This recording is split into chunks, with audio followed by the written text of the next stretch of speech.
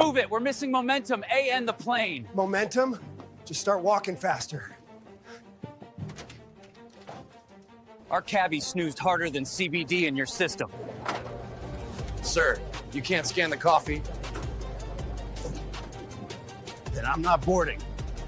If we miss this, it's on you and that snooze button cabbie. Momentum's overrated. I made it this far.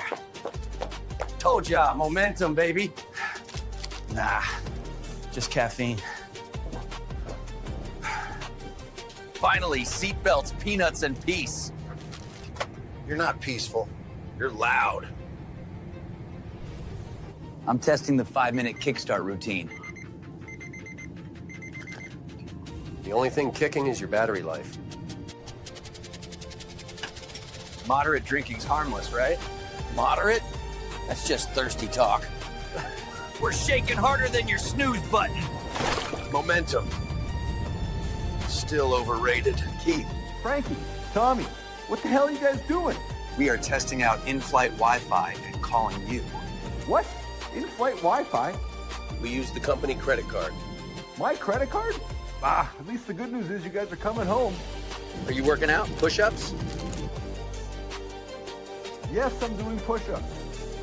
Tommy, he is doing push-ups. Who is this guy? Thinks he's Marky Mark. No, Tommy, I don't think I'm Marky Mark. I'm glad you guys are coming back, so I can expect to see you in the studio tomorrow, right? You guys be in the studio tomorrow? Keith, tell Tommy moderate drinking is fine. Listen, show's at 8 o'clock Eastern time. We're talking CBD, we're talking momentum. This is your live morning accountability partner where we help men start their day right. With real I forgot to tell you, it's an R-rated show. Kari Schwear talking in moderate drinking. Is it bullshit? Good to see you guys on the plane. Good to see you coming home. Right, so that's why we are calling. We have decided to take a detour, baby. Life is full of detours, and we are taking one. Boom. It was all Frankie's idea. What? You're not coming home? What the fuck, man?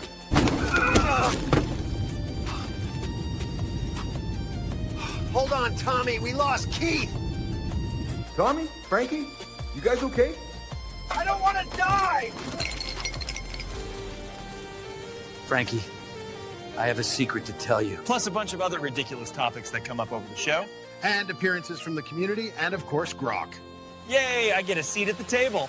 Don't hit the snooze button, guys. If you hit it today, you're 9 minutes behind the guy who didn't. True motherfucking story.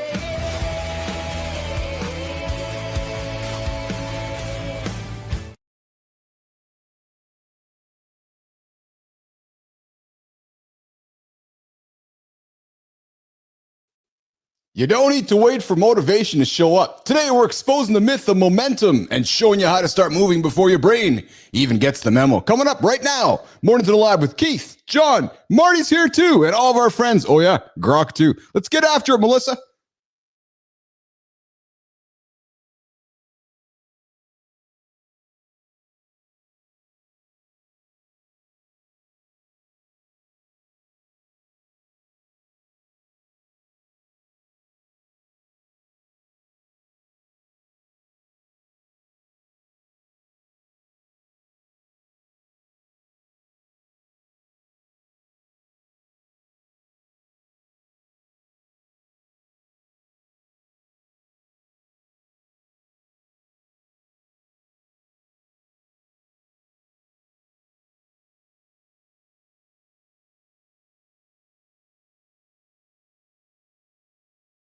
Show going here. We got a little technical difficulties there.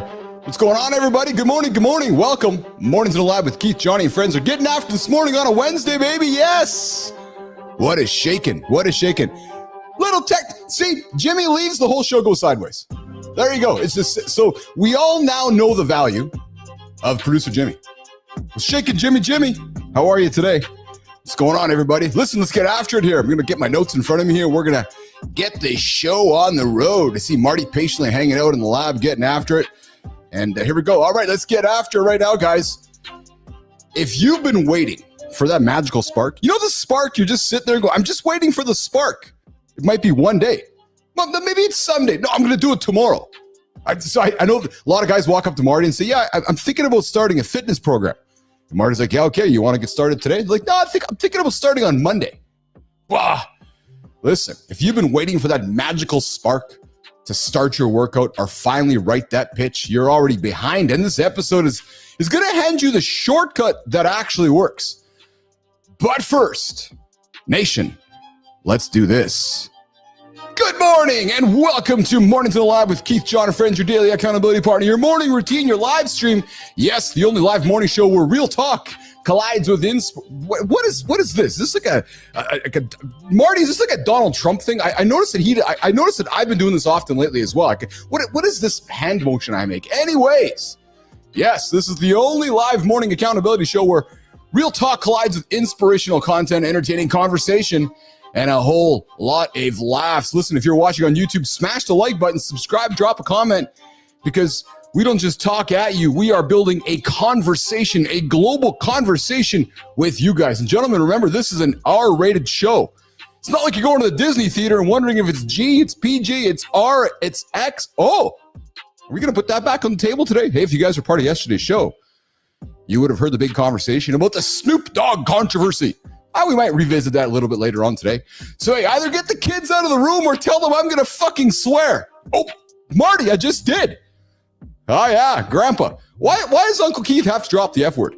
Well, and above all, just do not hit that snooze button, guys. You're asking me 9 minutes behind the guy who doesn't.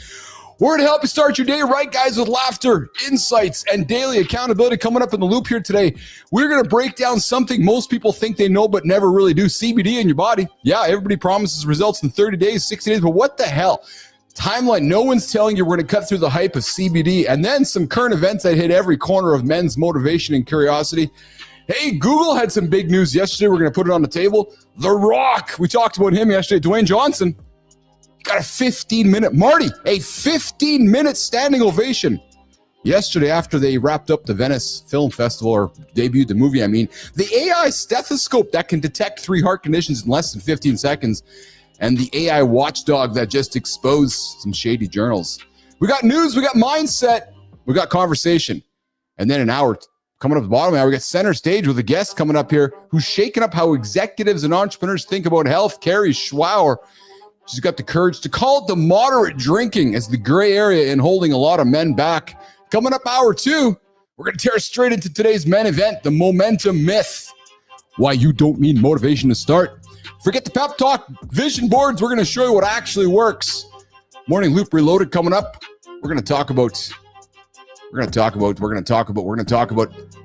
a conversation rally, mastering the art of reading between the lines. All right, guys, after that, it's your 5-minute kickstart, morning focus, and then we're going to get into the community corner. Melissa, let's get after it. Let's roll right into the morning loop. For once, it wasn't us who hit snooze, Tommy. Don't judge, man. Drink coffee and relax. We're late as always, baby, but we show up no matter what. Keith, Jon, the lab is yours, fellas. At least it's not because we get stuck on the crapper.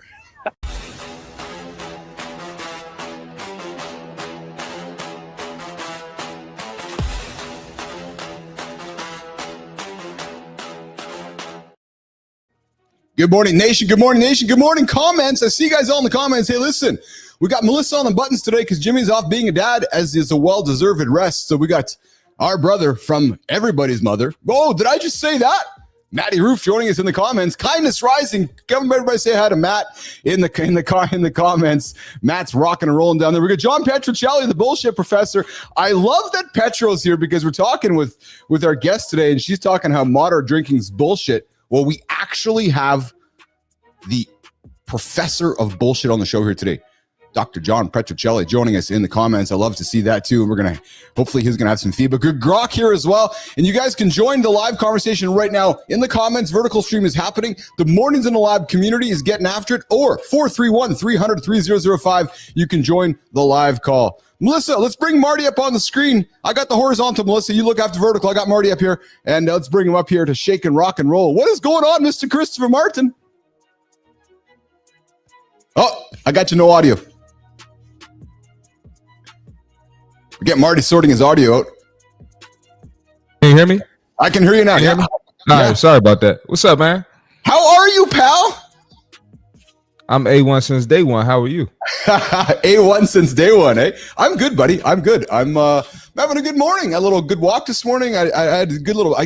Did a good stretch this morning. I did some long holds, Marty. Some long holds. I did some Superman long hold Supermans. You know how we talk about that here in the show. Because I don't want to say I buggered up because I hate the word buggered up, but I tweaked. Maybe I tweaked my back last week. So I've been working on just and as Johnny would say, it's a weak back. Well, I don't know if I have a weak back. I just think I twisted something. So I was just stretching, brother. Yeah, how are you?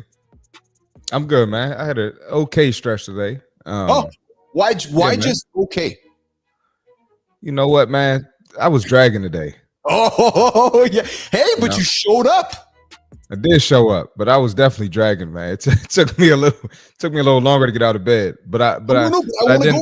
Let's go there because I didn't hit the snooze button though. Yes, but you just said something which I think that often we wrestle with in our brain. And you've said it many times. You've said it to me. You've said it on the show. You said it to Johnny. I know you've said it to your clients. You know, you would rather have you showing up 10 days in a row at 80%, 90% instead of 2 days out of 10 at 100%. You're like, no, man, I'm getting after it every single day. Some days are going to be better than others. And it's the power of consistency, Marty. Yeah. And if you don't show up, that's not being consistent.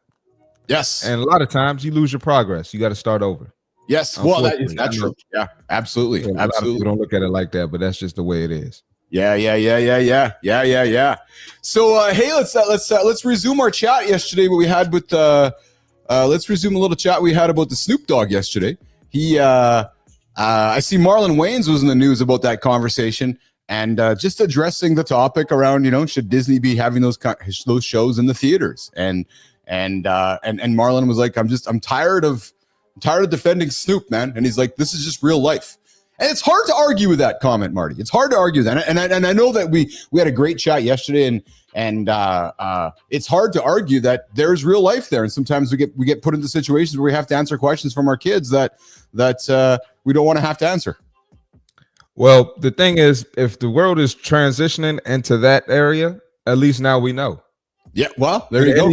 Anytime there's change, there's going to be some type of friction or some type of pushback, you know? Yes. And change isn't a bad thing, Marty. No, it's not a bad thing. But like I said, at least now we know. But if you didn't know before and you weren't prepared to, you know, maybe have that talk with your kids, now you know. So it makes more sense moving forward. And maybe that's something Disney's going to do. So that can be the new expectation for taking your kids to Disney movies. Yeah, that's fair. That's fair. All right, well, let's get into it. I got a bunch of fun topics to throw on the table today. We got our guest coming up here. I see her in the green room there. Kari, I see you in the green room. I see you on the horizontal. I'm checking to see if I see you in the vertical. I'll get in there as well. Yeah, awesome. I see you coming in there as well. That's awesome. Melissa, if we have a transition for what are we talking about today, let's put that on the table so Marty and I can dig into what's happening in the world today. Hey, Keith, what are we even talking about in the lab today? I can't remember. That's because you're too focused on coffee, man.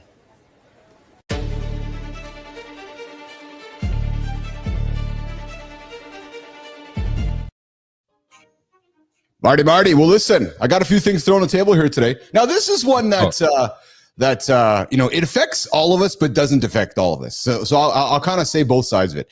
The side that doesn't affect us, like, yeah, who cares about this? Because of what I'm going to share about this big tech news in the world. Where this does affect us is that, we might have to make some changes to how we do our work. Well, you know, sir, 20 years ago, I don't know if you remember, I don't expect you to remember, but Microsoft went through a big antitrust ruling that they were ruled that they were a monopoly and they had to break up. They had to break up parts of their business. Microsoft did. Well, Google was under a same antitrust ruling over the last number of months, big investigation. The Department of Justice yesterday said that Google's not required to sell Chrome. So, Marty, if you are a user of the Chrome browser, it's still going to be part of Google. And does it matter to you? Yeah, maybe in some ways, because I know it's probably a tool of your everyday life. And, you know, Google just continues to accumulate data on you. What they have to do, though, is now just share their data with the rest of the world. Did this stem from the whole Gmail thing? No. It just stemmed from just years of, you know, them being considered perhaps a monopoly. And, you know, because they you know, the advertising industry, there's just so many signs pointed in the direction that they were a monopoly, and just there were some lawsuits coming against them. So the good news is the judge said you guys don't have to sell your browser, which would have been literally, Marty, a $2.5 trillion company breakup. So what do they have to sell? If They you don't can, have to sell you know, anything. Yeah, they don't have to sell I have to nothing. sell anything. Okay, cool. Okay. What they're going to be allowed? They have to share some data with the world, but for the most part, they do not have to. They don't have to share. They don't have to split anything up. Hey, get this. So here's something for you.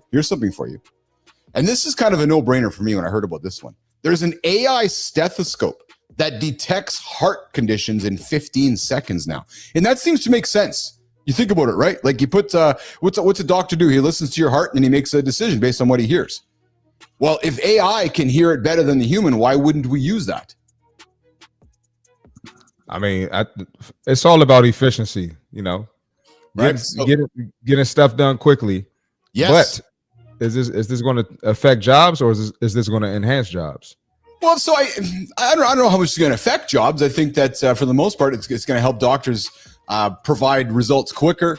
They're going to be able to they're going to be able to detect a heart condition in perhaps as little as 15 seconds, right? So I think it's I can't see how it's bad. I go to the doc and he puts the old stethoscope on and listens to what I have to say, and then all of a sudden he's got a bunch of information on me quite immediately and instantly.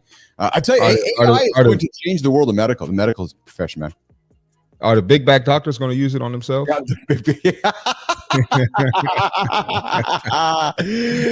right. I got him, Melissa. I'm adding Johnny up on the stage here. What's going on, Mr. Anderson? What's happening, my brothers? I got to jump in on this quick Dr. AI thing. So obviously I could hear before I could see. What do you think of this? It seems obvious. Well, what about in this situation? Yeah, how many times I just had an AI, I'm not going to get into the details. Yeah. But I asked AI a question. Yeah. Gave me a straightforward answer. I said, "Are you sure?" Said yes. Yeah. Right. So I moved forward on what I was going to do. A 2 days later, I was like, something's not feeling right. So I asked him again. Yeah. Hey, do a little digger deep on us. Make sure that you're still sure. Oh, we found something else. You fucking son of a bitch. So that guy says, hey, identify the heartbeat of this person. It's, oh yeah, everything's fine. 2 days later, didn't look deep enough. Fucking guy croaks. Yeah. What about that shit? Well, it's fair question. Fair question. And I love that you've simplified it. There's no question about the way you've simplified it, the way you've presented it. I think that here's how I look at this, just from purely a statistical data perspective, right? So, how many doctors every single day are listening to somebody's heartbeat? What, thousands, millions, right? Just it's right. So there's a lot of data that's constantly being accumulated with that whole experience. Right. So I think, John, if it gives a doctor a quicker window into that world, whether it's right or wrong, maybe it moves in a direction where he can arrive at an answer quicker. Right. So what if it's the wrong answer? It's somebody's life. Yeah. I listen, doctors make wrong decisions today on, as a human being. So I guess what I'm saying is it's not going to be perfect. It's another tool, Johnny. It's another tool in the tool chest. Right. And I think the AI is turning out to be like, excuse me. When the internet came, 100%. I fucking read it on the internet. Same All thing. AI is doing is going out and scouring the fucking internet. So if it finds wrong information like it did for me, you're kind of stuck with that. Good segue, Mr. Anderson. Researchers at the University of Colorado Boulder get this. This is why we created this show. So that we can be humans giving information that we have vetted and we have found that we think is legitimate, and we can put it on the table as we believe a source. Well, get this. Research at the University of Colorado Boulder developed an AI that identified, get this, guys, more than 1,000 potentially problematic open access scientific journals. Essentially this. They found over 1,000 quote unquote science journals that were not real. But hold on. But what do you mean they're not real? Human? Published by a human. Well, not necessarily. Yes and no. It was humans using AI to create these fake journals and mask them as real life scientific journals.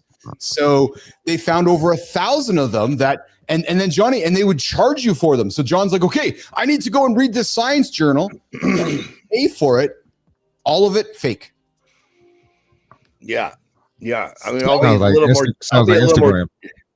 I'll be a little more detailed what I was doing. I was looking into finding the stock that was just getting ready to come. You know, sometimes these stocks kind of hover, nobody knows, and then they hit the market, right? Yeah. So I had been kind of hearing some shit about this. So I was like, okay, well, let's just fuck. I'm not going to do the research, but let's have this little motherfucker go do it.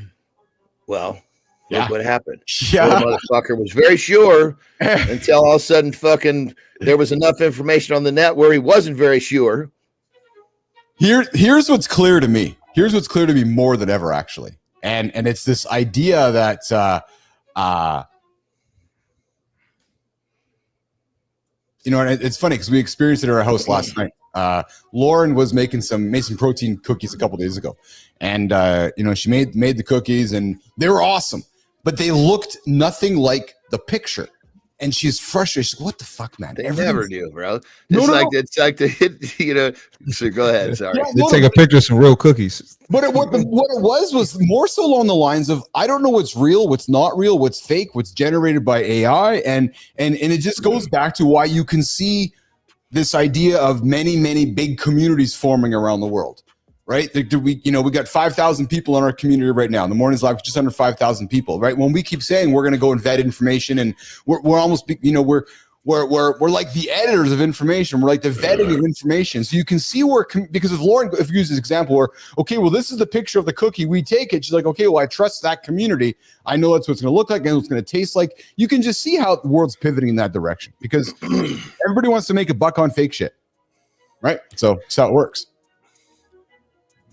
Well, you know, I think that there's a certain level of like, I guess in that situation, I mean, I can totally get where you're trying to create this thing. That's appealing visually, you know, to the taste, to the actual nutrient values. Yes. And you don't get the look. The way I look at it is like, it just seems like if you can get a few of those things, you're going to be fine. Yeah. Because like even in a fucking McDonald's or one of these drive-thrus, there ain't nothing that's on that fucking picture board that you pick that looks like what you pull out of the bag. Yeah, 100%. Yeah, absolutely. We got John Petrocelli, and the fact that so many people have paid for fake science, yes, is evidence that many people are bullshit detection incompetent. Isn't that true, right? Because somebody reads a piece, they go and spread this. Here's what happens, right? Keith gets up, reads a piece, goes to the gym, hangs out with Marty. Marty's like, oh yeah, really? And then Marty goes trains another guy, and then he tells Marty that same thing, and that's just how it works its way out, right? And this story just changes from one thing to the other, and that fake science perpetuates around the world. Hey, get this. We talked yesterday about Dwayne Johnson, The Rock. Well, and we talked about that conversation before the movie debuted last night. Guys, he earned an over 15-minute standing ovation following the world premiere. And Johnny, after you talked yesterday about Mark Kerr, man, I went back and listened to our conversation yesterday. You dropped some fucking nuggets about Kerr. Nation, if you didn't hear our conversation yesterday, John, myself, and Marty, about Mark Kerr and this whole movie coming up, John dropped some fucking nuggets in there that when you go and if you're paying attention to this movie coming up, John kind of gave you a back door. John, because Mark was interviewed, talked about his drug addiction. You talked about it. He talked about, Dwayne talked about him having to train for the film, how it was different. Dwayne just talked so much about this movie and what it meant for him and how Mark Kerr was a big part of it. And then John, after you were talking about it yesterday, I got pretty jacked up about it. So I'm pretty excited about this movie coming up, man. Well, you know, the one thing I wish for Kerr, you know, because even the fucking guy was a savage. Yeah, yes. You go back in his life, he was. I mean, granted, he was always plagued by, you know, doing the wrong shit. There's no question about it. But when he was focused on whatever he was doing it all the way, right? And so, like, he got introduced to drugs, being a roadie for a rock group, right? And then he went back into wrestling, and then did really well in wrestling and took it into MMA. And of course, you know, in high level sports, man, painkillers and performance agents they find their way in because if you're not using them, somebody else is going to whoop your ass. And so it's kind of like it's one of those, it's unlimited, so to speak, especially in Japan. You know, they don't test for anything over there. Even he talks about that. Interesting. Yeah. But what I'm getting at is that I just think that if he had learned to take that thing and applied it to one more thing, positive thing after fighting, he would have been equally successful again. But I think, you know, a lot of times that switch. I don't know what happened, but I can only guess, between his drug addiction and trying to hold on to fighting. And, I think he fought a few too many times, kind of breaks them down, breaks down their egos and whatnot. But I just wish that Kerr had taken what he has and turned into some sort of maybe a business mogul. Who knows what he could. I mean, the guy could have started an amazing fight school. He's got that so few people have him. He was fighting back when fighting was not even really fucking legal, back before the UFC could even do it in the USA. I got to tell you, man, Anderson, since you've been talking about it, and obviously I'm a fan of Dwayne Johnson. I like the work that he's done, and I enjoy the stuff that you've done in the past, Johnny. So I got to be honest, I'm quite intrigued by it. And as you've been talking about Kerr, I've been doing my own research on it. Marty, I'd encourage you to spend some time today, looking into Mark Kerr and his story, and then even just how Dwayne and they brought this movie together. It's actually quite a fascinating. And John, you've said it's a human story. It's not a fighting story. It's more like it's more of like a Raging Bull, more of a human story than a fighting movie, right? And that's why Dwayne Johnson's been quite. He's getting a lot of accolades for it. Hey, I think they called him. Didn't they call him the Wrecking Machine? Yes, no, the Smashing Machine. The Smashing Machine, dude. Because that's what he did, dude. He just destroyed people. Yeah. He went in there. He just overwhelmed them with. I mean, this was back when fighting was still developing. Yes, but he was such a specimen, such a fucking unit. He could just go in there and overwhelm people. Yeah, Marty. No, I was going to say, I was looking at some pictures of the movie, some of the still images. Yes. And even though The Rock is down 60 pounds, he still looked like a fucking specimen. Oh, yeah.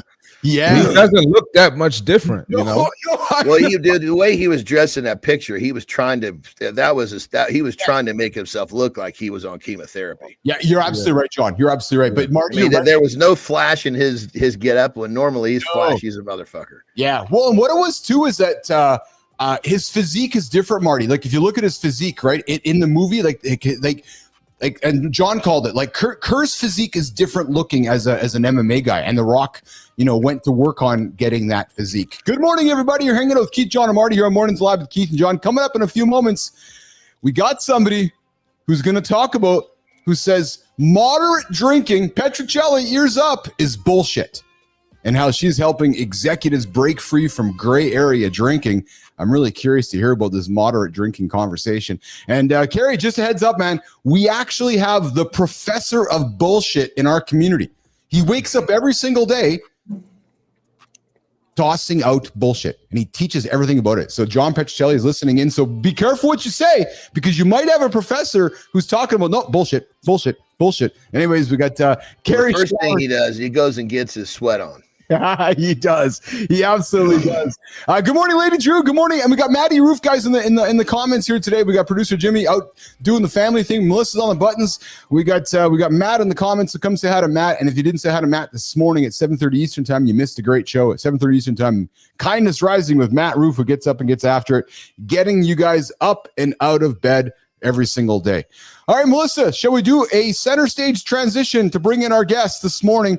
And Johnny, I know you were a little bit late this morning, so if you want to step away right now, you go ahead and do that. If not, then I stepped away right before I got here so that I could stay in longer. Beautiful. All right, let's do this. So, Melissa, let's welcome in our guests. If you're ready, I'm ready. Let's rock and roll with this. Melissa Neiman, who's on the buttons here today. Kari says moderate drinking is BS. What kind of scam is that? Scam? Frankie, that's just you spilling again. Hey. That's turbulence, man. Don't blame the booze.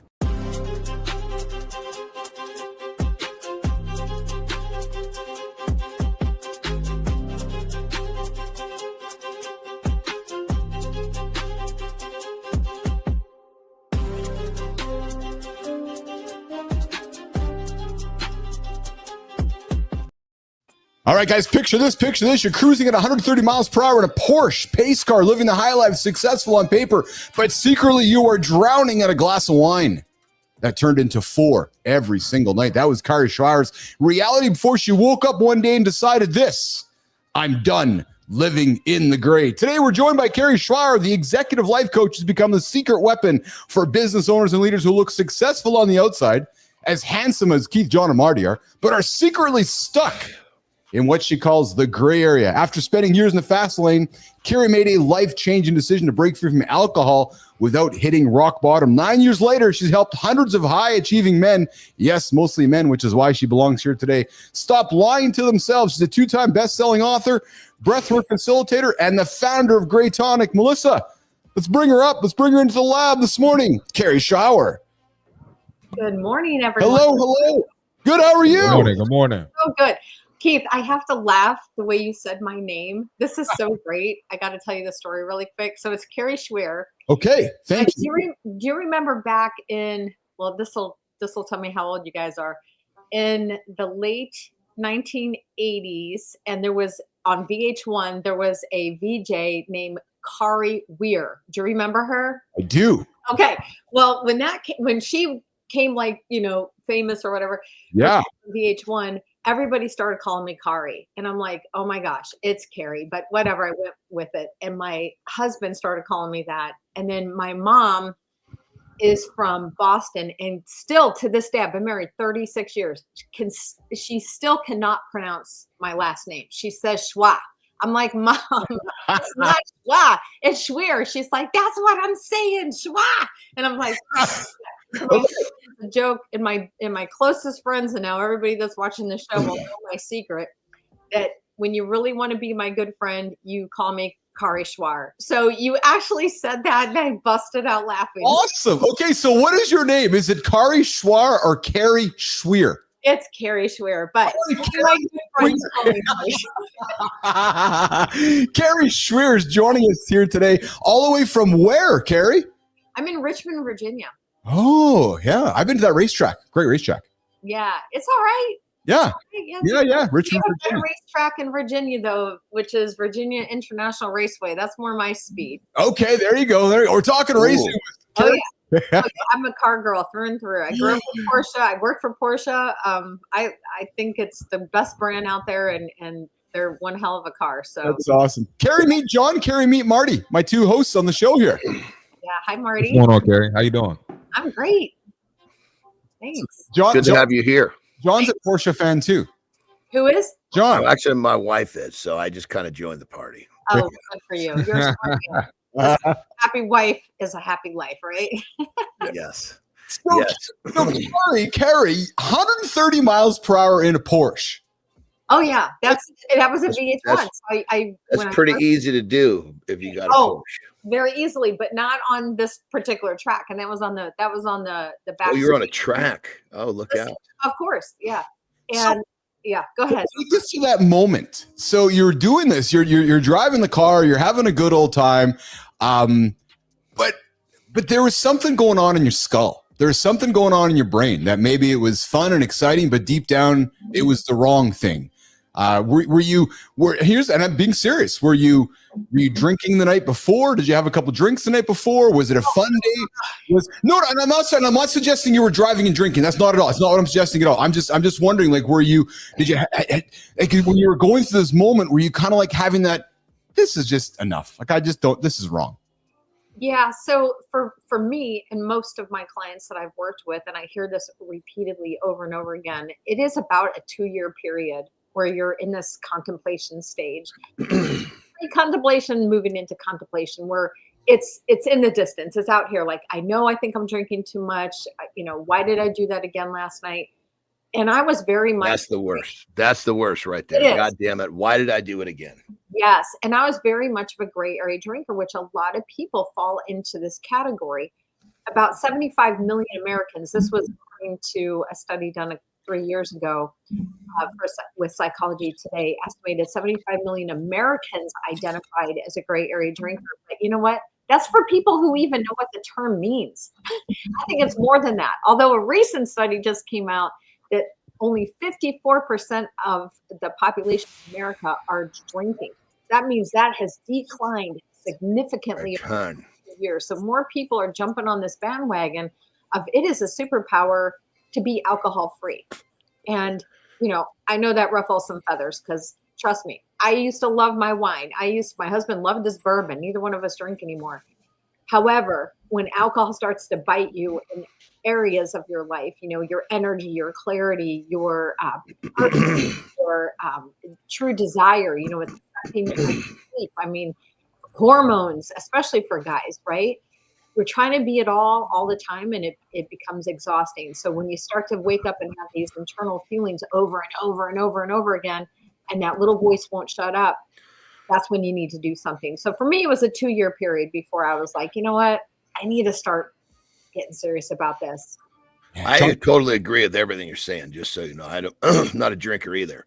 You know, when I drink once a year with my kids on 4th of July, and it takes me about probably 10 days to get back to the place that I exist without it. But the question I'm curious to know, what are your thoughts? Maybe you do, maybe you know, maybe you don't. Statistically, they've dropped that much. Is it because people have gotten smarter to no substance, or because they've just traded it for another one? Yeah, that's a very good point, John. And there is some studies out there now, depending on the age group.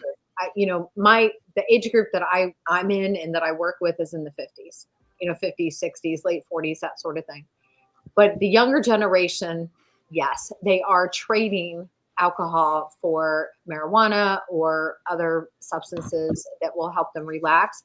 And that's not actually solving any problems, right? No. That's creating another problem. I think older folks like me, I can't believe I'm saying that. I'm still young at heart, right? But I think that there is something to be said of, you know, our generation we started early. I know I did. You know, I had my first drink at 7. I got drunk, you know, my first drunk at like 11. Yeah, me too. So, you know, a lot of things happen. That's crazy. And that was normal for us, right? And this is what. But now the kids are smart. When I say kids, you know, the Gen Zers, they're much smarter than they once were in terms of alcohol, but they are turning to other substances now, unfortunately. I don't know if they're as smart as I was when I knew how many parts water I could put into my dad's vodka bottle or rock bottle when I had a few sips. So, or hide your 6-pack in the woods, you know. Yeah. Or doing the old back roading. Let's go buy a 2-4, put it into the back of the car, and go drive down the gravel roads and crush them until we're done. And people are like, what? So yes, Johnny, yes, exactly. Yes, Marty, yes, exactly. You're an expert. You're an expert. Well, when you play your cards in a way where they just don't think you would do it, then you can do it and they don't even know. Yeah, exactly. I want to add a perspective from a 32-year-old. Yes. I think now with social media evolving and everything, you know, a lot of more people have side hustles. They have a second job. They have a business on top of their regular job too. And I think a lot of people realize they can't operate at a high level. That's it, if Marty.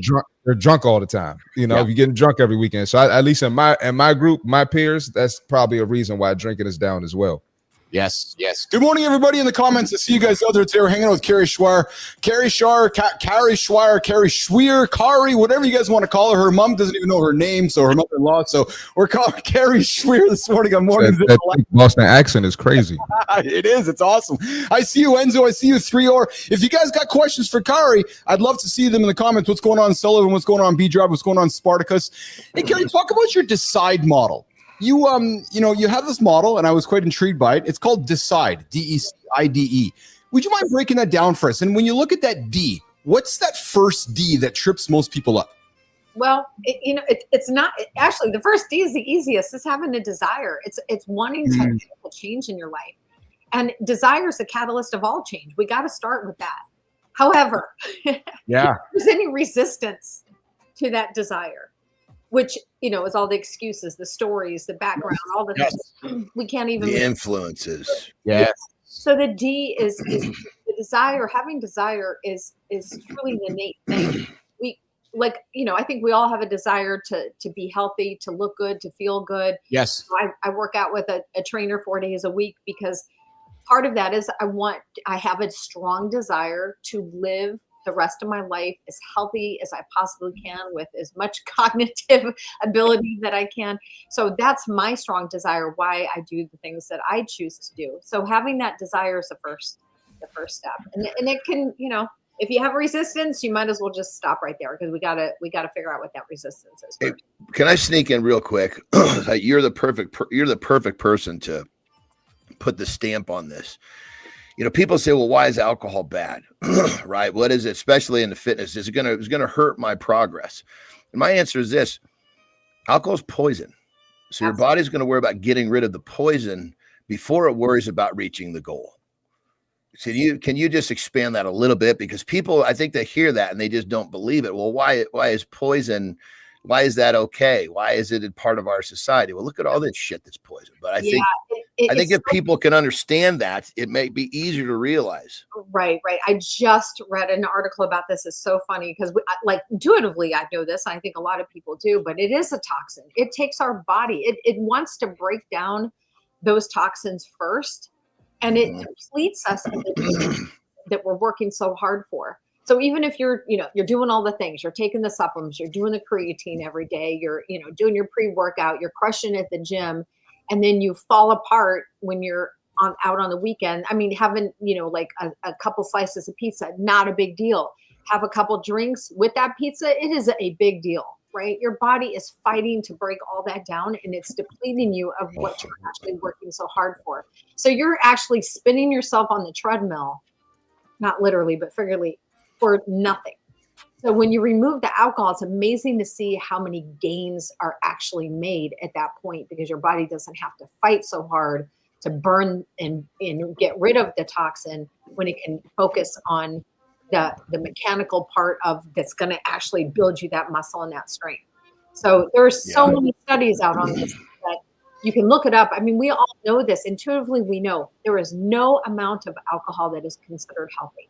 There was so many reports out there. I went toe to toe, not in my mind and on social, but not directly, with NBC on the Today Show. I'll never forget this. It was about 3 years ago, and they put a study out that, small amounts of red wine are good for you. I call such BS on that. That has been around forever, man. Holy shit. It drives me nuts because it is the resveratrol that is in the red wine that is good for you. So you want resveratrol, you can buy it in a supplement. Yeah. You don't have to accompany with alcohol. Yeah.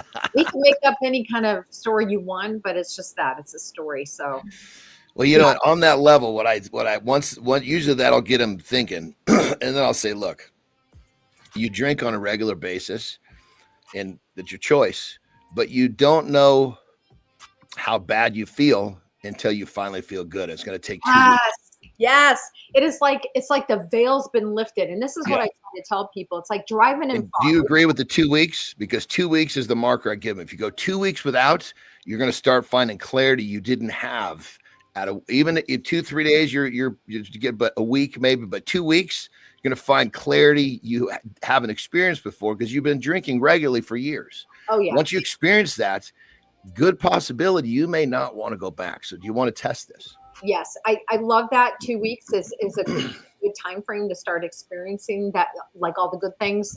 In AA, I did go to AA for a while because I didn't know what else to do. There was no one like me back when I quit drinking, so I didn't know. But one thing AA taught is about being on the pink cloud, being in a pink cloud. And that's what it refers to as like, oh my gosh, all of a sudden I can see so clearly. It's like, I'm not in a fog anymore. I'm on a cloud and I can see so clearly. So that's a good analogy. Yeah. However, it takes an average of 66 days for a habit to become automated and up to 18 months for your brain to really rewire the way that you are being. In other words, your identity, which is a huge piece of this. So, 100%. I love Good morning, everybody. You're hanging out with Keith, John, Marty, and Kari. And I just want to throw this on the table. Today is our Wednesday, which is our conversation rally show today. And Kari, last 3 weeks, Johnny and I, for the next 7, we're teaching a mini course in our show about how to have a conversation. For those that are tuning in right now, are listening to an exceptional conversation. You want to know why? What you're listening to right now is a tennis match, you guys.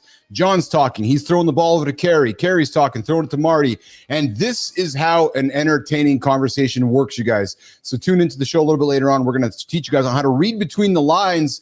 You hit that ball, hit it across the line, and it goes back and forth, back and forth. Some comments from the community down here, and I got a question from Enzo, and it's a good one actually. And Marty, I'm going to kind of throw it to you if I can throw it started with you from Enzo, but it's a good one. And his question is, for a younger viewer of the show like myself, and just for everybody to know this, man, and I just got to call it out there. When Keith and Nicole started the show March 11, 2024, there was nobody here. And then when Nicole had to move on with life, Marty showed up. Marty picked up the lamp and he was hanging out with me. And then we had this young man from the future, New Zealand, show up. His name is Enzo.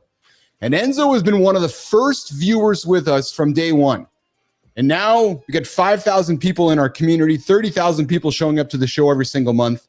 And Enzo is here today, as he is regularly dropping some comments. Enzo, lots of love from me to you. I know from Marty to you as well. But Enzo's got a question, and it's a good one. I think it's a very legitimate one, which is this. Well, where's my love for Enzo? Jesus Christ. Don't I get to be a lover too? I did that on purpose, Johnny, because I wanted to see if you were listening, actually. And you were. I love it. You see how Johnny wants to be included, but then when I want to be included, it's a problem, man. I love it because I did it on purpose. And I'm like, I'm going to leave John out to see if he fucking jumps into the good old conversation rally. But Enzo asked this question. You know, as a young man growing up, and so Marty and then to Kari, as a young man growing up, is it okay to have a couple drinks a day, even socially? We know the answer is no, but help a young man navigate. Marty, you're going out with your buddies, 31. You're having a couple drinks, yet you know it's bad. Did you say a couple drinks a day? No. I said when you go with your buddies, you'll have a couple of drinks. And okay. How do you reconcile that with yourself? And what kind of advice would you give to Enzo, Marty? I'd say obviously staying away from it, like you said, is probably best. But you got to manage it, and you got to be on top of your other stuff. You know, are you doing your schoolwork? Are you in the gym? Yeah. You know, are you handling your priorities? If you still live at home with your parents, did you clean up? Did you do what your parents asked you to do? But if you're outside drinking and you're not handling those priorities in your life as a young man, you need to get your shit together. You know. Yeah. I got a slightly different spin on this. I love that, Mart. That's good shit. But what I would say, tag on to what Marty's saying. So I'm just going to build off what he's saying. Yes. Interest. Yes. If you don't have a bigger interest in your life rather than going getting fucked up, then it's going to be hard not to be fucked up. But if I go, tomorrow after I help my buddies, I have this thing that I do that I'm really interested in being good at and improving at. It's very easy to tell your buddies, you know what? I mean, when I was in college, I used to take one long neck beer and I would hold it by right here. Yeah. So my hand wouldn't warm it up. And I could fucking nip on that thing the whole fucking night and not even get a third of it down. I'm going to come to you, Kari, in a quick second, but I just want to share my personal journey. It wasn't until I met my wife now, Lauren, that I was caught from a young man, Kari, Enzo's young man. I was caught chasing peer pressure and chasing alcohol with peer pressure. And I made a lot of decisions that I did not want to make because I was a fucking pussy, but I leaned into the bottle. And I'd go with buddies drinking, knowing that I wanted to go to the gym. I'd wake up in the morning going, I wish I was feeling better, but I was drunk the night before. And I made fucking years and years and years of bad decisions. It started when I was 12.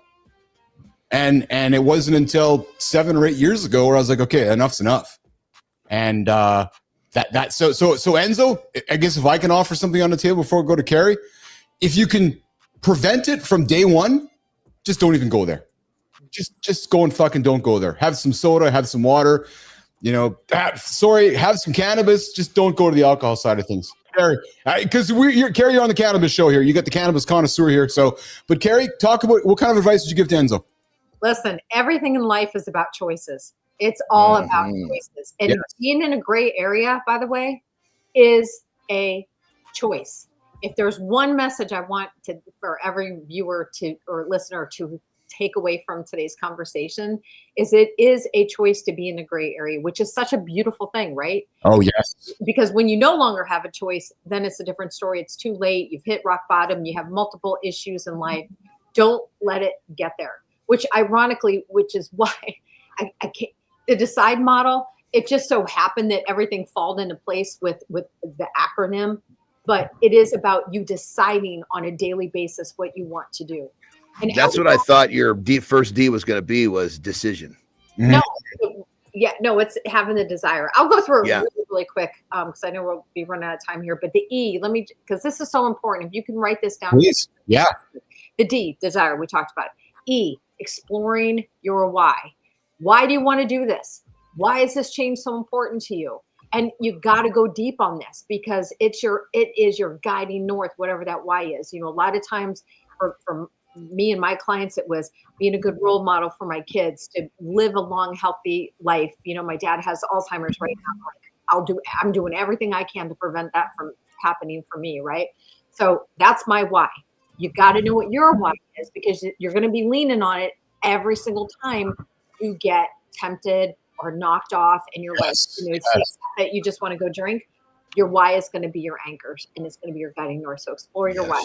C is having commitment to self. This isn't a 98% commitment, because if you got 98%, that means 2% you got a back door open, and this in the quickest easiest way is I like that. Back door. Yes. 100% committed. The I Keep is the back door closed, baby. I love that. that's right. If I can add to it, what you're saying, Kari, is you're saying burn the boats. Don't leave one boat kind of open because you can get into it. You're No plan B. No Yeah. plan B. And right now, all this sounds really good to be true. Like, oh, okay, I can do that. I can do that. You know, you're thinking this ahead of time, but the I is the most important, and that is identity shift. That's what I mean by that. You have to be willing to meet the person that you want to already be. So if you, like, for example, when I started working out again, I was a gym rat in my 30s, and then kind of took a whole decade off. That's when my drinking career was in full swing. Buddy. but now it's funny. My trainer always says to me when she puts on heavier weights for for me to lift, or she encourages me to do something harder. You know what she says? She goes, "You're a fit girl now, Kari." Yeah. And there's something about that psychology that I'm like, heck yeah, I'm a fit girl. I can I can deadlift. This is what you do. This is what you do. What's up, Eve? What I do. What's up, Eve? I see it in the comments. You know what I love with you, Kari? You know, Johnny, you know what Kari just said I love? Is that you said you went to the gym. She didn't talk about cardio or yoga. She's like, yeah, I went and fucking lifted. I went and lifted. Oh, we just lift, baby. We lift. I love that. I love, because you're hanging out with lifters here. So I love the fact that you lift heavy things and put them down. Johnny.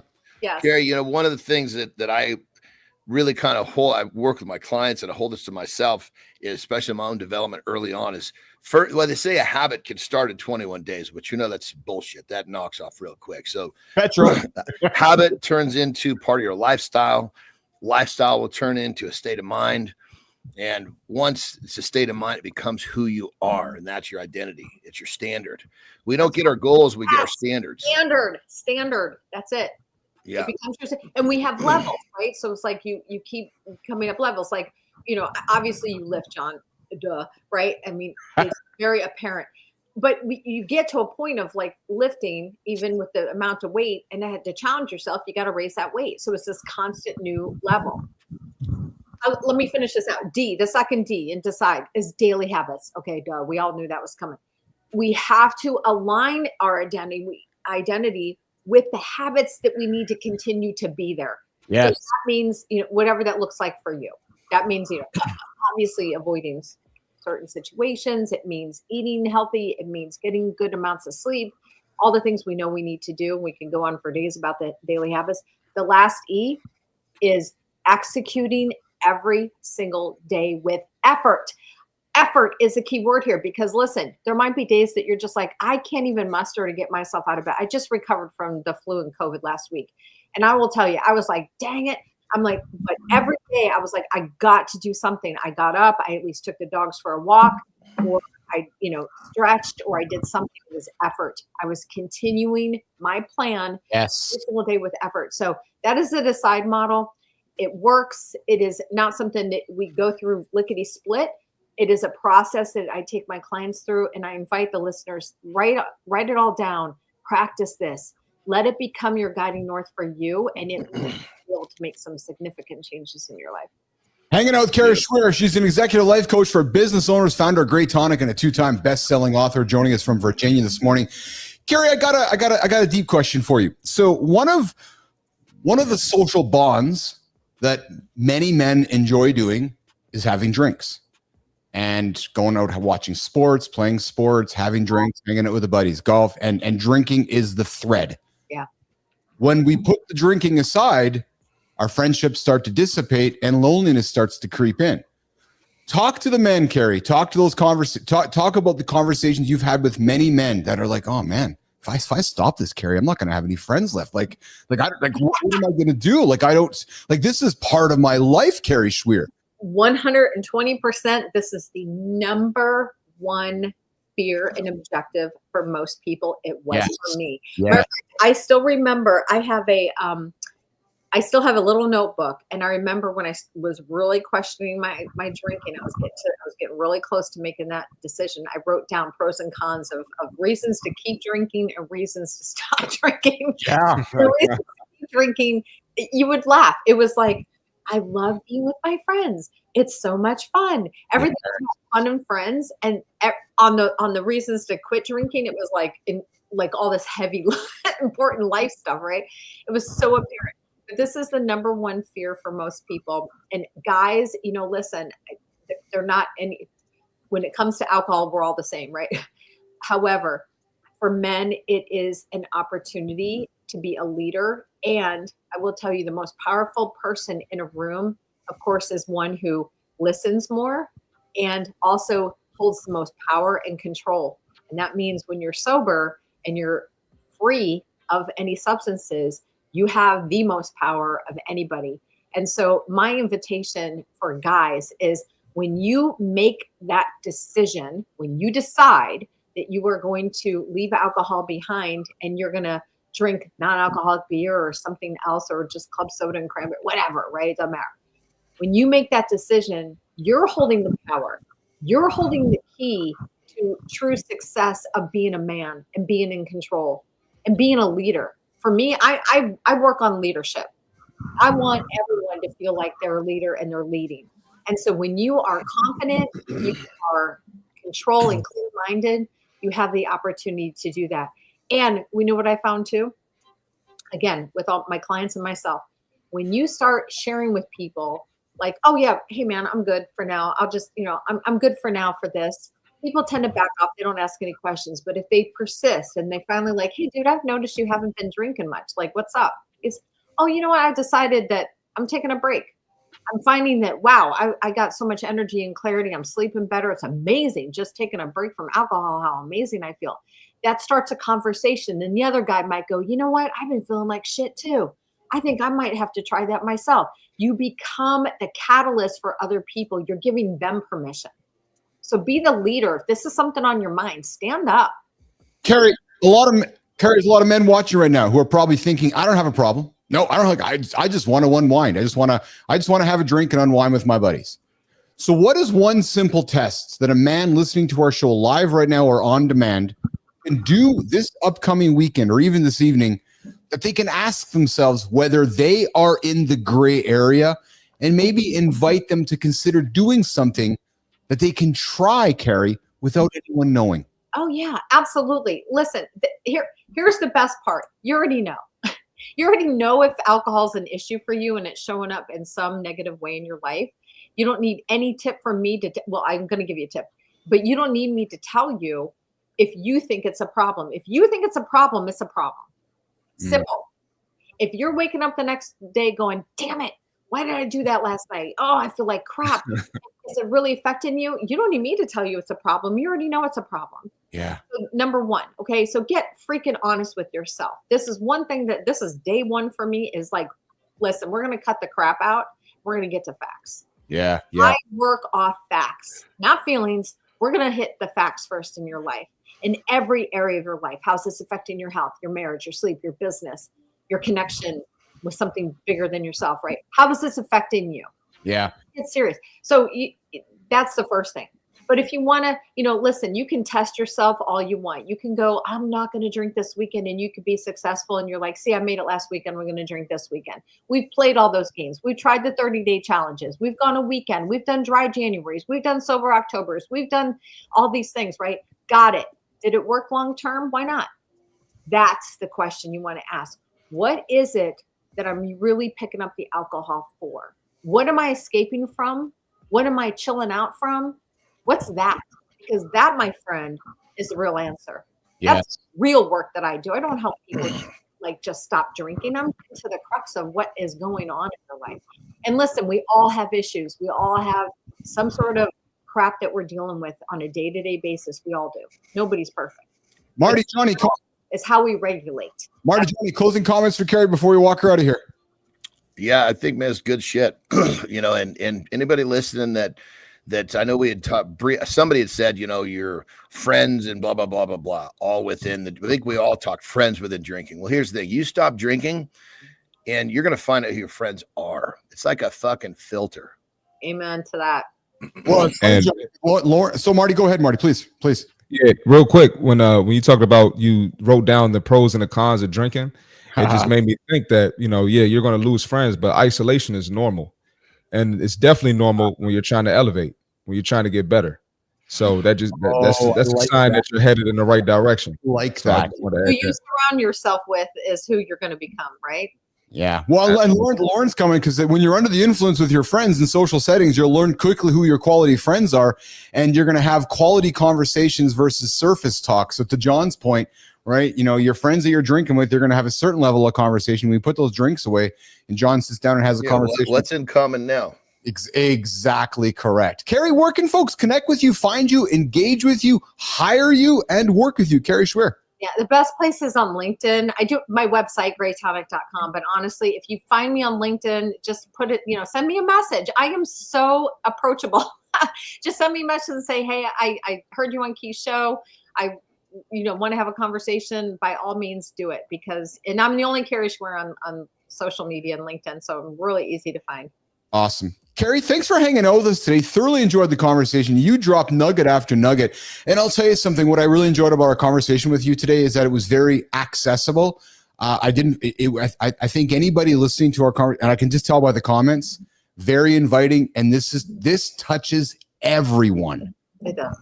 So I certainly enjoyed having you on the show today. Thank you. I enjoyed being here. John, thank you. Marty, you're amazing. Thank you so much. You're amazing too. It was a pleasure. Thanks, awesome. Keith. Awesome. Thanks, Kari. All right, guys, let's walk Kari out of the lab, and we're going to reset here on this morning on Mornings in the Lab with Keith, Johnny, and friends. Marty, I suspect you got to rock and roll out of here. Hey, brother? Got to rock and roll, brother. All right, so let's do this. Melissa, let's do this. We'll walk Marty out of here. We're going to do a lifestyle tip with Jon Andersen, and then we will reset hour 2 after we come back from the lifestyle tip with Jon Andersen. Marty, have a good day, brother. Lots of love from me to you. You too. Get after it, and we'll see you tomorrow. Okay, pal? Yep. See you Friday. Friday. Won't be here tomorrow. I'll be on Friday. See you Friday, brother. 100%. Yes, sir. All right. Awesome. All right, Melissa, let's do that. Let's do a lifestyle tip with Johnny, and then we'll transition to the second hour here. We'll have some fun with some other conversations happening. All right, can we do that? I think we have the transition. Up next, the Jon Andersen lifestyle tip. Hey, John, I got my pocket meat right here.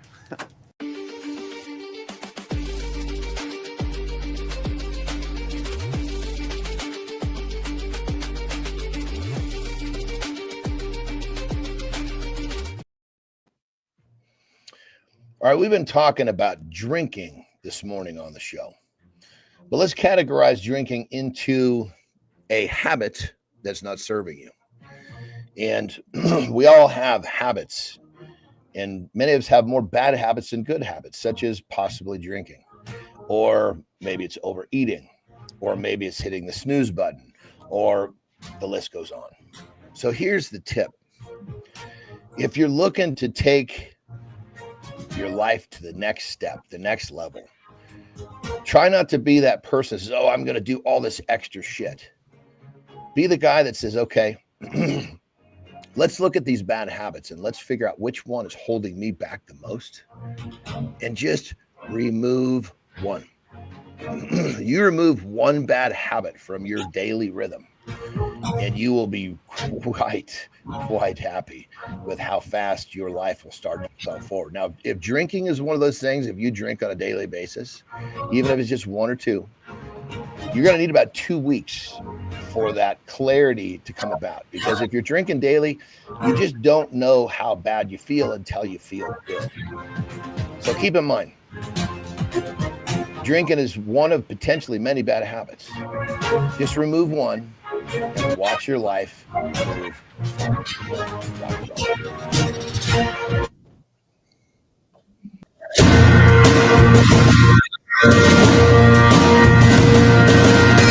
All right. Good. That was a great lifestyle tip with John. I'm gonna add on to that in a couple minutes here, guys. I love the fact that he's like, hey, I'm just gonna say it right now. John dropped gold there. He dropped gold. Let me tell you why. I'm this person I'm just going to share with you who I am, and so when I like to do things, I'm like, I got to be all in. I'm like, I'll do 10 things at once. Usually I fail at 9 of them. So John's advice is fucking spot on, guys. If you are looking to make a change in your life, and if that's the reason you're looking to do that, good morning, Gil Rez. Good to see you, brother. Do one thing today. Don't try to do 10. Because what's going to happen is you're going to fail at 9 of them, and you're going to beat yourself up, and you're going to fail at the next one the next day. So John's bang on, man. pick one bad habit you're looking to get rid of and pick that one first. Don't try to do 10 of them, right? And listen, I don't want to go against what Kari was saying. Maybe it means you got to be in the gray zone for a few days. Maybe it does. You know, I'll make the suggestions. You guys make the decisions. But maybe it's saying to yourself, and Kari talked about it's like a 2-year process. But I just really want to lean into Anderson's comment, man. Don't try to do everything at once. From my own experience, right? All right. There's my advice. Welcome back, hour 2, guys. Mornings Live with Keith, Jon, and friends. If you thought the first hour was fun, man, first 30 minutes, we dug into some morning loop. We had Kari Schwear come in to talk about the gray area drinking. And now we're going to get into the main topic, the momentum myth. You've been sold this idea that you need momentum first, that you gotta feel fired up before you can take action. Well, wrong. And I think this conversation with Kari leans into that. The truth is momentum doesn't wait for motivation. Yes, momentum doesn't wait for motivation. You need the lightning bolt. You need the first step. And Jon gave it to you. Jon just gave it to you during his lifestyle tip. Remove one thing. That one thing could be the motivation, could be the momentum. That one thing could be the lightning bolt. That one thing could be that first step. Today, we're going to show you exactly how to start that morning, even when you don't feel like it. And then don't go anywhere, guys. We've got a reloaded morning loop. It's about one skill every man needs, reading between the lines, what somebody says and what somebody means and what you should do about it. Plus, the 5-minute routine that kills snooze forever. I know what Jon's going to talk about. We're going to put that up there coming up. And then, guys, Community Corner, where we spotlight men and creators pushing boundaries on LinkedIn, Substack, and right here with us. But guys, let's start this conversation off here about CBD. And I'm going to do that here. I'm just going to do a little reset on my screen and do it over here. So boom, boom, boom, and get some buttons going. There we go. All right. So we know that this show talks about cannabis. We know this show talks about the components of cannabis. Hey, Richie, are you out there? Tom Richie? Yes. Well, CBD. CBD is everywhere, guys. From oils to gummies to sprays. There's Tom Richie. What's going on, Richie? My brother from another mother, a couple provinces over. Richie, I got to connect with you today, bro. I want to reschedule you for next week because I want to be here in the studio when we connect. So I'll send you a note. But this guy's CBD here is everywhere. And Richie, don't get on me if I'm going to do my best not to give anything out. Oh, that's awesome, Richie. I appreciate that. Listen, I appreciate you tuning into the show, and you're here from day. You've been here since you discovered the show, and you've been hanging out with us a lot. Listen, I want to break down some of the science behind CBD's half-life, why some men cleared in hours and why others can still test positive weeks later. Knowing how long CBD lingers is more than just trivia. It could affect your workouts. It could affect your sleep. It could affect your mood. And yes, even potentially some drug testing. So for men focused on fitness, business, and mental health, understanding CBD's timeline might help you make some smarter choices. So I'm going to get into a little bit with you guys here. So Johnny, I know that you've talked with some CBD, and we talk about here on the show, CBD, THC, cannabis, but after a single dose, CBD's half-life ranges from 1 to 32 hours, but complete clearance may take some days. But with regular use, CBD builds up in fat tissue, sometimes detectable up to a month. And the reality, guys, is that the method matters. If you take an oral capsule of CBD, it might stay in your system for up to 25 days. If you smoke it, it might clear within 7 days. And if you're doing some drops or sprays, it might be gone as little as 10 hours to 2 days. I'm a dropper. Are you? Yeah. Under your tongue, you said, eh? Yeah. Yeah. Yeah, I've got, like I said, I got a CBD sponsor. I've got so much of this shit. Jeez, I got to, does it go bad? That's a good question. That'd be a good question for Tom. Richie, hey, Richie, does CBD go bad? I actually don't know the question yet. It's an oil. So here's a question for us. Hey, Grok, does CBD go bad? Grok. Especially the oil, Grok. Yes, CBD oil can go bad, typically lasting between 1 and 2 years if stored properly. Keep it away from heat, light, and air to maintain its potency. You can tell it's gone off if it smells rancid, looks murky, or tastes bitter. Check the expiration date on the bottle. There you go. So there's the answer from Grok there, Johnny, on CBD. So, guys, if you're a daily user, assume CBD could linger for weeks, not days. And if you're concerned about your performance, stick to CBD isolates instead of full spectrum oils, which may include some trace CBD. So we'd love to hear from you guys with your experience about CBD. The most important point, though, guys, is CBD is not a one size fits all. The way it works in your system depends on who you are, how you use it, and what your goals are. Just like John and I have talked about THC and how it affects us in cannabis. So understanding the timeline, I just wanted to put it out there, guys, gives you the edge to make smarter, more confident choices in your men's health journey today. There you go. Johnny, good chat with Kari. I enjoyed that chat with Kari today. I thought it was really real. And what I thought about that chat with Kari is that it affects everybody. All the things she was saying and even the things you're right, it just affects everyone. Well, it's such a widely used substance. Yes. Well, it's like our conversation with ketchup yesterday, right? So, and I think because it's so accepted, I don't think that people quite understand, that some people may not care. Some people, they come home and all they want to do is forget about the next 3 hours. Yes. I guess they're in the goods. They're using it properly. Yes. But if you're trying to make a better 3 hours. Yes. Yeah. Hey, John, is there anything? So here's a question. I want to get into this, the momentum myth. Why motivation is a fad. There's no such thing as motivation creating momentum. But I got a real question for you, brother. I want you to dig deep for me if you can. Talk to me about one thing in your life that you thought you needed to wait on to feel motivated. Now, I know that's not part of your life today, but I want to take you back to maybe some of the early years of life where you're like going, okay, when this happens, that's when I'm going to do this. Like you're waiting for that feeling, because we both know, brother, there's a lot of men that they're waiting for that kind of like light to go on, right? It's like that someday light one day. Did you ever go through that in your journey, John? Well, I think it's a rhetorical thought process. Yeah. A habit that kind of holds people back, and it's one of those, the way the brain works, once you do something enough, it's familiar. When it's familiar, it doesn't seem like a problem. Well, that's why I love your lifestyle tip. And I leaned into it too, right? Because I think we often try to do too many things, and you're like, no, just do one thing right now, because that one thing will get the momentum, right? Yeah. Me personally, I've always been pretty good at taking the first step. Where I faltered early on was that I would take the first step and then fall back off, right? Yes. And so then when I would fall back off, a lot of times I would be trying to get back on the train, so to speak. And that's what I find out, okay, I'll start tomorrow, right? Yes. And so that's that one. Usually it was triggered by food, right? I would fuck up, eat something poor. It was crazy. When I would eat something shitty, it would literally it would take my mind into a place where, okay, well, I'm not going to work on self-betterment. It's crazy. It was line in the sand, because it was a self-loathing behavior. So once my mind went that way, it looked for more ways to self-loathe. Psychologists confirm that acting first, and you just talked about it, acting first creates that positive loop.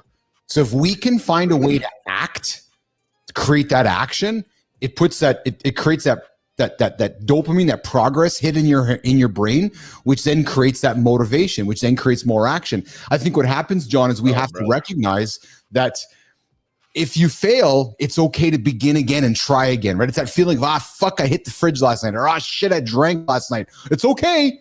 Do it again. Start again. Right? 100%. And think of it like this. And this is something I deal with regularly, right? Where I'm up, I'm moving, it's fucking early. Yes. And I find myself kind of just standing. Like, it's like I'm literally standing still. I'm in the kitchen. I'm kind of looking around at all the shit that normally I start to do. And the longer I stand there, the harder it gets to engage. So I just remind myself, yes, just fucking do something.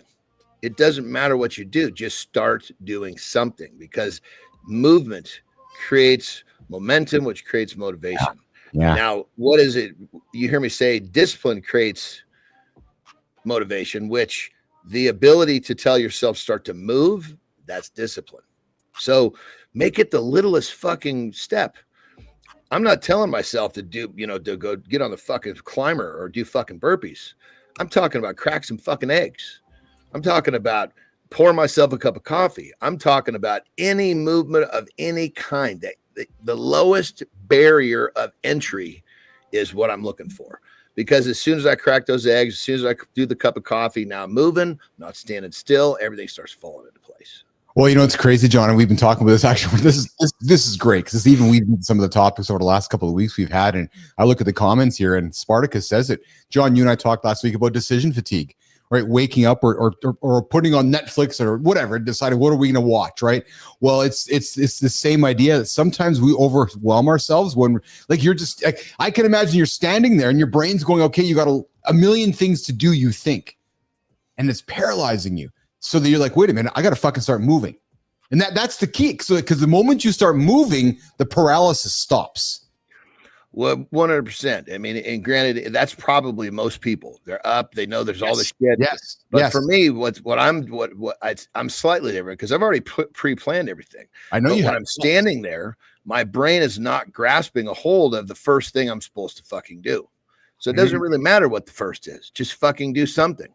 Yes. And everything will fall into place. Yes. So, you know, that whole decision paralysis, I try to get past that by making my decisions the night before. I know you do. Yeah. Even then, still sometimes it'll happen. But think this, the lowest barrier of entry of something to do to have to get you moving. That's what you're looking for. Yeah, that's so good. Momentum isn't magic, you guys. It's actually math. Yeah, I mean, it's like if you feel like you don't want to do something physical, what's the lowest barrier of entry? Well, and yes, just start walking. And let me play off that, my friend, because if momentum's not magic, it's math. And here's how it's math. When you stack one win in the morning onto another win, that's 2 wins. Yeah, I can do math. 1 + 1 = 2. You've now got 2 wins in your books. And that's why, John, I've always said to myself, if I can get my lift in or my car, like just my human self in every single morning, if I achieve nothing for the rest of the day, in my brain, I tell myself that when I'm laying on that hospital bed at 100 or whatever years old, at least I took care of myself on this date when I was somewhat years old. Like, so because that's the most important thing to me is to stack those wins to take care of me first. Right. And then once I do that, I believe nothing else actually matters, John, because at the end of the day, nothing else does matter. You think about that. Right. So, guys, this is your daily accountability show with myself and Jon Andersen, and I'll invite you guys to do this. You guys know for a fact, Keith and John are here every single morning. So if you're looking to stop drinking, looking to stop eating, those food noise you have in your brain, I invite you, 8 o'clock Eastern time, come spend some time with myself and John. Come see everybody in the comments. This could be your one thing, John, that could change your life, because you can count on us. And I'm being very serious. You can count on him and I. And I'll go even one step further. Once you come hang out with us, if you need some personal support, you can connect with us off the show. There's ways to do that too. Look at Scott Benzie. So my point, though, John, is that there's no barrier for anybody to stop. All they have to do is find our channel, come spend some time with you and I. I'm serious. Yeah. I mean, it's a little bit more. Here's the thing. I believe that we'll split the world into the 2 clubs. Sure. There's the 87% that are still kind of they're basically unhappy because they haven't found their way. Yes. We're really talking about those people, because the people that are in the 13%, they're fucking up kicking ass and they're not looking. Of course, everyone wants to improve, but going back to what I was saying is that it's those people right there that have been convinced that what we're doing is difficult because the people around them have convinced them it's difficult.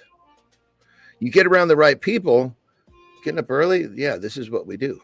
That's the hardest thing for, I'm going to say, most human beings, is making that decision, looking in the mirror going, I want to be like that, but for me to be like that, I got to get rid of all this. And that's scary to me. Guys, it's Wednesday. We're doing Conversation Rally. Keith and Johnny started this series 3 weeks ago. I'm putting John to work with me right now. And it's going to be called about reading between the lines. When you learn to read between the lines, you avoid misunderstandings, you strengthen your relationships, and you connect on a deeper level. John, this skill is a game changer for men, women, anybody navigating friendships, careers, and even family life. It's what transforms small talk into real talk. So I want to get into how to read between the lines.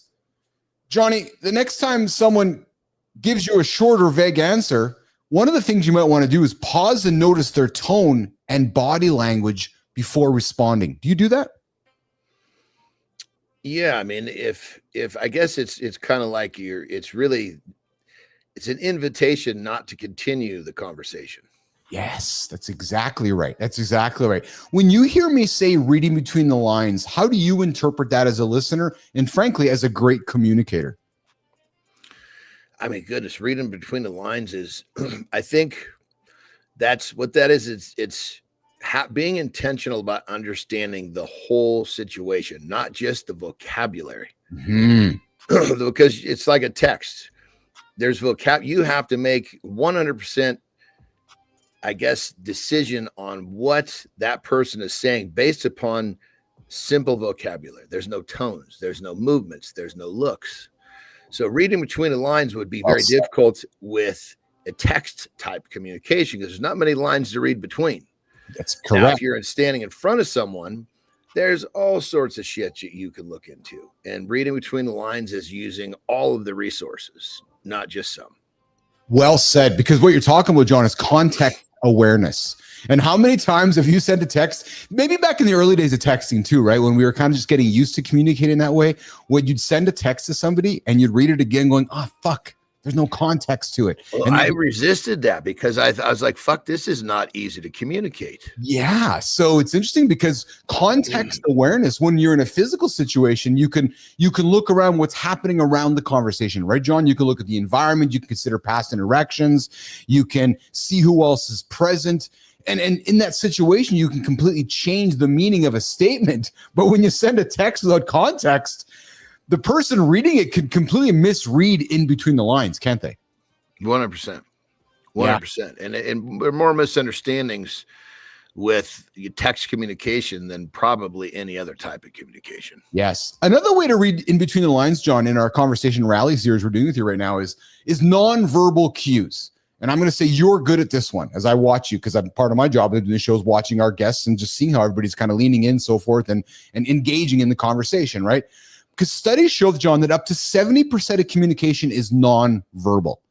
So, for example, when a guest is talking and I see you lean in, I know that you're ready to be part of the conversation, right? So sometimes when you're with somebody, if somebody says, sure, no problem, but they're avoiding eye contact with you, or they're kind of avoiding addressing you, you might interpret that there might be a problem. You might talk to your daughters or Terry. You might ask her something and she might give you a response that you're like, wait a minute, that's not normal. That is how you would read in between the lines as well. Yeah, sometimes the actual choice of words the choice of words doesn't match up with all the other stimulus. Well, that's exactly what happens. You're like, wait a minute, you're saying something, but you're acting differently. Something is not adding up, right? And that's exactly it. And that John would be like subtext or sarcasm, where I might say to you, great job, with this grin and praise, or I might roll my eyes and you've got to know well enough. You're going, wait a minute, that motherfucker's actually not telling me great job. He's actually jabbing me, right? So learning how to decode that subtext could avoid confusion. You follow me? Yep, 100%. Right? Yeah, and you know, when I was young, funny enough, I was like last week. Well, like when I was still developing my emotional intelligence. Yes, right? yes. I could be one of those guys that would someone could be, taking a stab at me. Yes, and I didn't catch it. I thought it was a compliment. Oh, interesting. I guess at that point I was still too, because I was raised in a very, very warm, I call it the universe that I was in didn't have a lot of that as a youngster. Okay. Maybe so, a lot of shielding, like you were very much in a bubble, would you say, like in a way? Yeah, I mean, I guess, and I guess in a bubble, meaning protected from, there just wasn't a lot of people in our world that were like that. Yeah. So when you go out when you start going into, even like when I was there was a period I was in private school, right? Okay, and they just didn't put up a behavior like that. No, not at all. So then you go into a public school and you don't realize all the sarcasm's flying around. Yes. Yes. Well, and then if I move on as we work towards wrapping up our conversation rally here today on reading between the lines, what's not said, silence, heavy sighs, or even skipped details often communicate emotions that someone isn't ready to say outright to you. So when you're speaking with somebody and having a conversation, I'll close it with this one. And you've heard Keith and John talk about this last 2 weeks.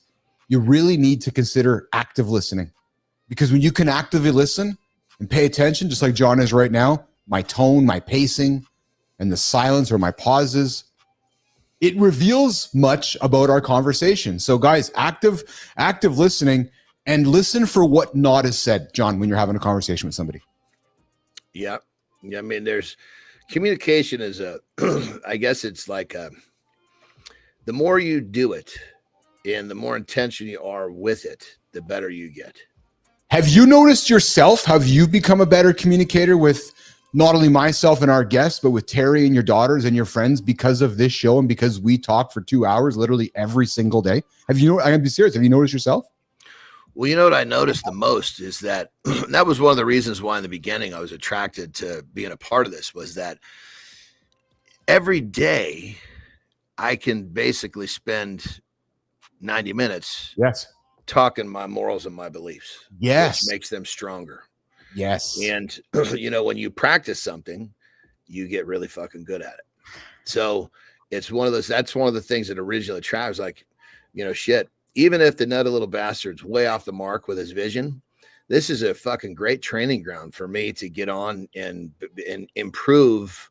Because I'm working at that. I try to learn and get better every day in multitudes of my life, especially in my belief system. Yes. And so to have conversations about it, like perfect example, we've talked so much about, because we've talked so much about this, I've gotten way better at doing what I'm going to say next.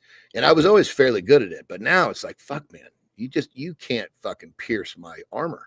And that's what it is responding over reacting. I am so non-reactive now. It's fucking unbelievable. Yeah. You know, you could literally kick me in the nuts and I'll thank you. Okay, fuck, man, I'm on my fours. I'm down here. I must be here because I can see something. There's an opportunity down here I couldn't see when I was on my feet. So whoever kicked me, thank you. Guys, start versus normally jumping back up. Yeah. Guys, start your day right by tuning into not just words, but meeting. And as Spartacus said, reading body language helps as well. Because, guys, real talk isn't just about speaking clearly. It's about listening deeply. This is how you level up those conversations, avoid mixed signals, and build stronger connections. And that's daily motivation, old school radio style, live right here on Mornings in the Lab. John, fun one today, man. A lot of good one. I got to tell I want to tell you something I was quite excited about, because I know you're going to be curious and I know you have interest in this. Carter met his billet family last night. So he moved into his billet house. So he's in Saskatchewan now, as you know, and and so what does that mean? Well, he's living with a family in Saskatchewan, like a billet family, right? So he met the billet family last night, and we talked last night. So he's settling in. He's got his bedroom, and the dad's a farmer. They have 2 young kids, and he's met the mom, and he's all moved in, man. So he's now on his new journey, living in some stranger's house in fucking. So connect a few more dots on that. So we know he's there for hockey. Yeah. Right. Yeah. But he's got this surrogate family he's living with. Yes. Yeah. What is his responsibility in the house to the family? How does that whole thing? We know his responsibility to hockey. Yeah. But what is it to this new living situation? That's a good question, actually, because I asked that last night, John. I said, so did you learn the house rules yet? He goes, no, not yet. But then we laughed because Lauren and I were talking to me. She's like, oh, they have 2 young kids. Yeah, 7-year-old, 9-year-old. And he goes, yeah, there's many sticks in the hallways out here. So he goes, I suspect I'll be playing many sticks with the boys.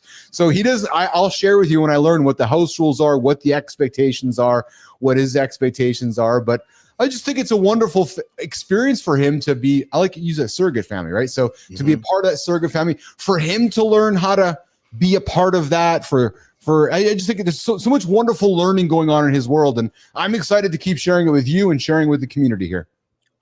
Well, you know, the interesting part is that the family, probably they're thinking, okay, I've got this, late teen that's coming to play hockey. Yeah. Right. Yeah. But I bet what they don't understand about him, which they're going to learn fairly quickly, is the character of a person that he carries with him, which I think is going to be probably a huge positive. I shouldn't say probably, I believe in my soul, it's going to be a huge positive influence, not only on the little ones, but probably on that whole family unit. I think so too. Yeah. So I'm looking forward to meeting them next week. I'm heading out the next week, as you know, so I'll meet the family and show them our show, and they'll be, what the fuck, Carter, this is your dad? Yeah.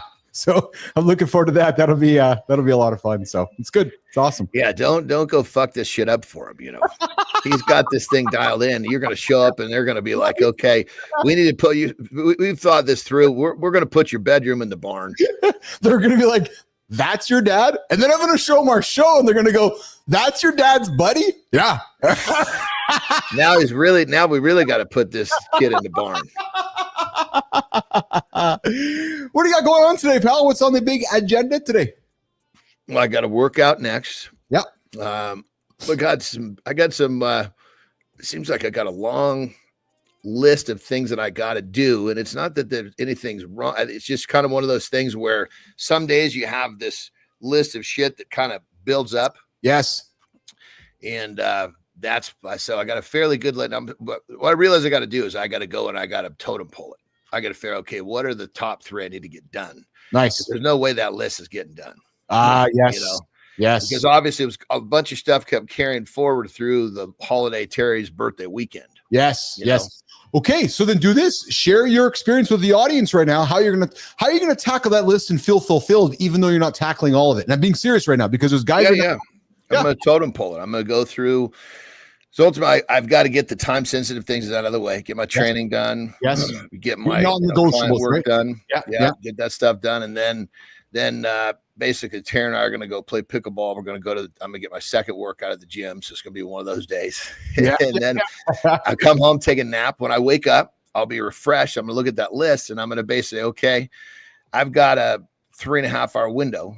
Yeah. Which of these things need to be done today? I'll basically just take that list and rewrite it, so to speak, in a totem pole of importance. And I'll put a line under the last one that has to be done today. Oh, I like that. So then what you're saying to yourself mentally is that dung, dung, dung, dung, dung. Once I get to that line, you can feel accomplished. And I'm serious. So you can feel accomplished, right? Well, it's not only accomplished, but these things have to be done today, period. So this is one of those days where you don't stop when you're tired. You don't stop you stop because it's done. Yes, absolutely. Awesome. All right, pal. Well, I'm going to get you out of here. But you're very correct. When I get those things done, I'll feel like, fuck yeah, I feel very accomplished. Well, and that's what I get back to with my morning stack, right? Like that's why I tell men, all right, so that's why we talk. Like I'm such a big fan of getting up, getting those wins, and then going, okay, these are the wins that I have. And I don't want to say the rest of it doesn't matter, but man, I just wish sometimes the folks that are struggling, I wish they could just lean into how you and I feel when you get that, yeah, okay, this is done. Well, you can summarize what we're talking about with this phrase right here. The most important work a man does is on himself. Mm-hmm. So if you're not doing your self work, you're never going to have that fulfilled feeling that we're always alluding to.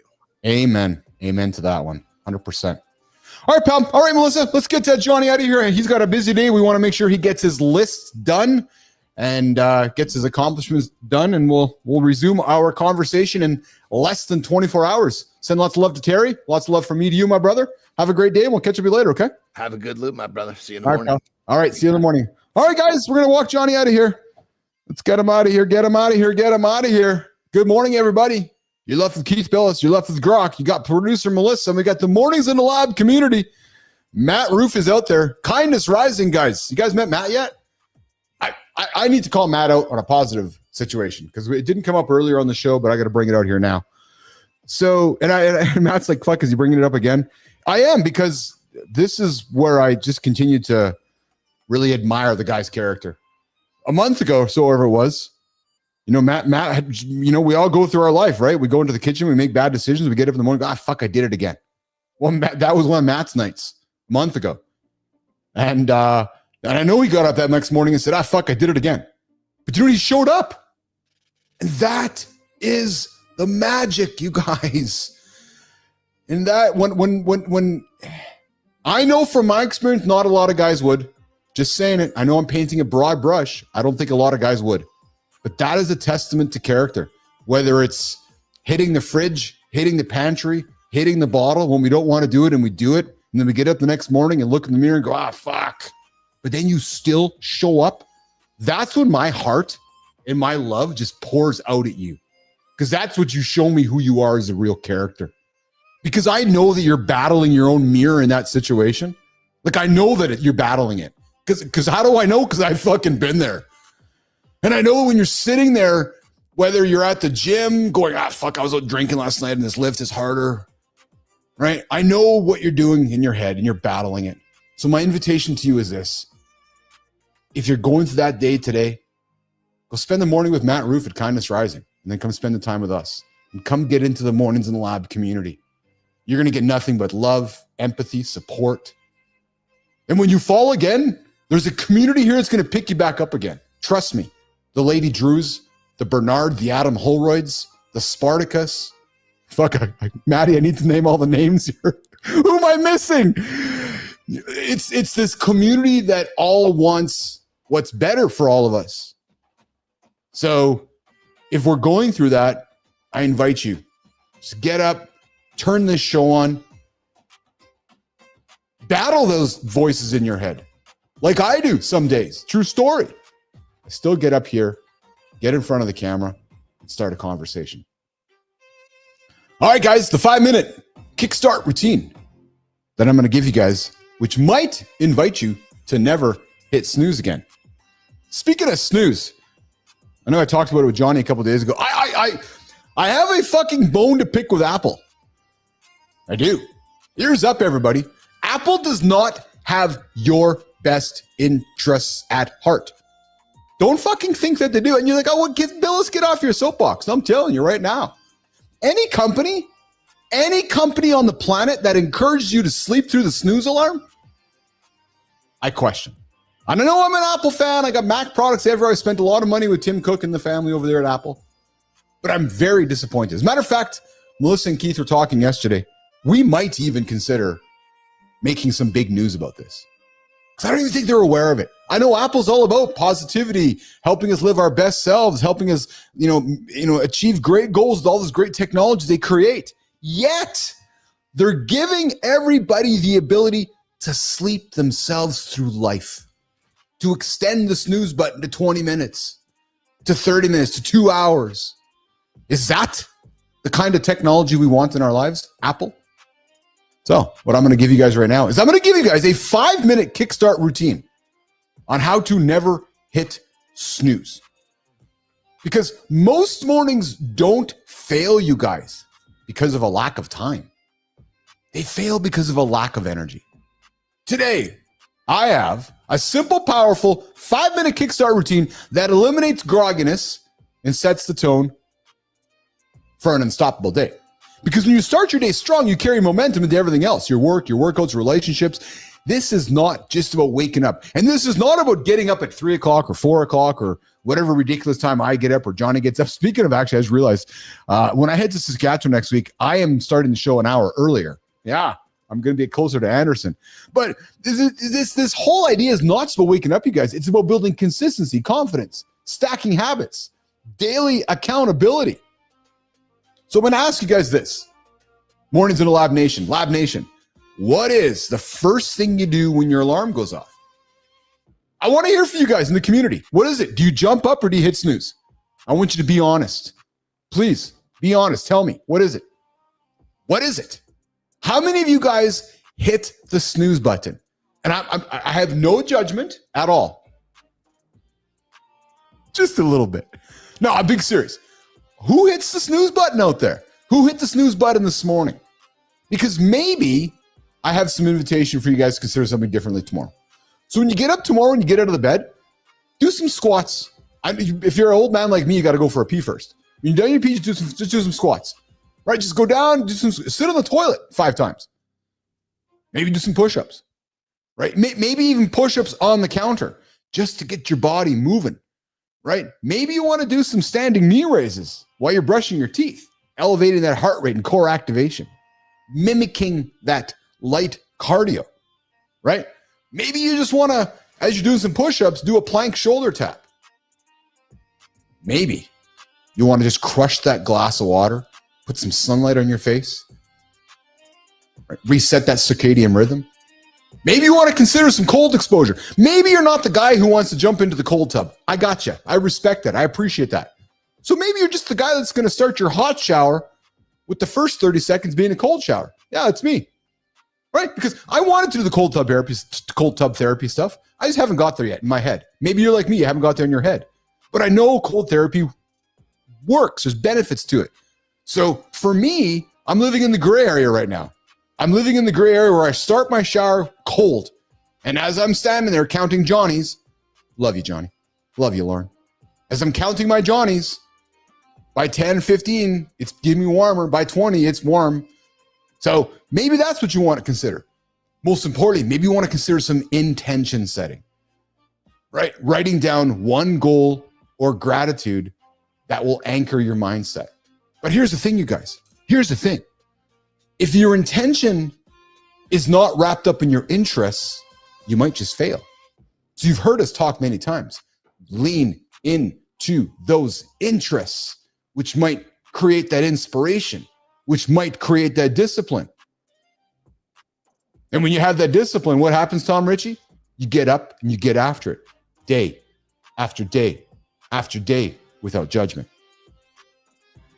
So I invite you guys, as you're starting your day, and maybe what you might want to consider is even before you go to bed at night, writing your intentions down. What are the 3 things you're going to do as soon as you get up in the morning? Maybe you're laying your clothes out the night before. I don't know.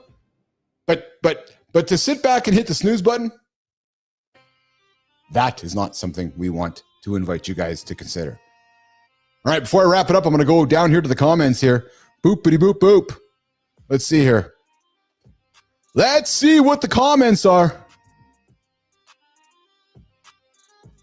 All right, we got Kindness Rising. Yes, a group of faxes is called a skulk. What? I appreciate you too, Spartacus. Before global, I was global solidarity into global kitchen was unpopular. Yeah, globalization. Oh, actually, I got to make a political statement to my team here today, to everybody.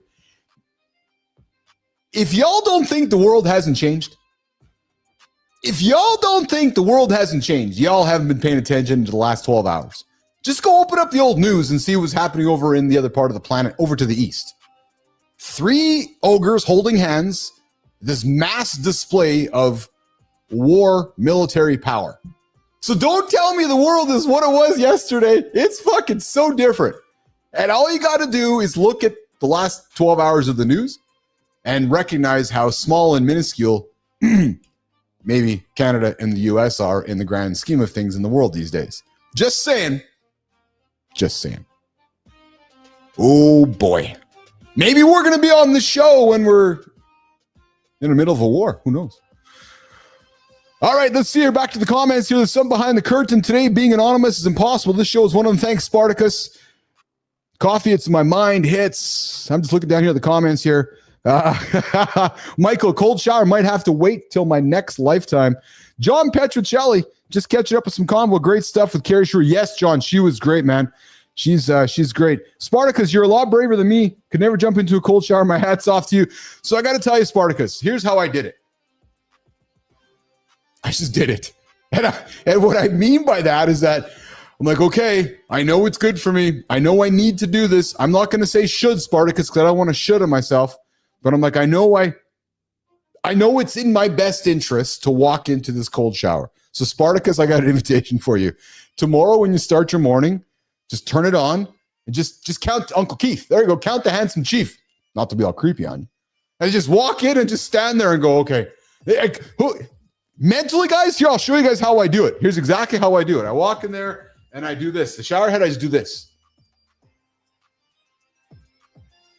And I just wait, patiently wait. And then I'm like, but I will tell you, by the time those 20 seconds is done, I'm like, all right, I can use the hot water. So, Michael, I'll put a camera in the cold shower. No, we will not. Hey guys, you guys can join the live conversation right now in the community. We got three ways you guys can do that. We're going to do the community corner here coming up in a moment. Phone lines are open, 431-300-3005. We got that way to do it. The comments, where Matt Roof is out there, John Petricelli's out there, Spartacus is out there. You guys can join us in the comments as well. Love seeing all the great community we're creating here on the show. The Mornings in the Lab community, post-show. Yes, we have a community here we're building, guys. I invite you to go check out the community. We're looking to put stuff behind the paywall. We're working hard to do that daily.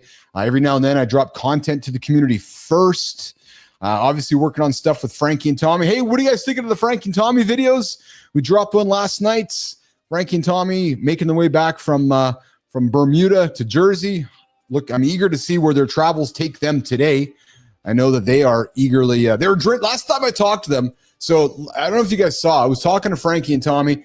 I was doing some push-ups.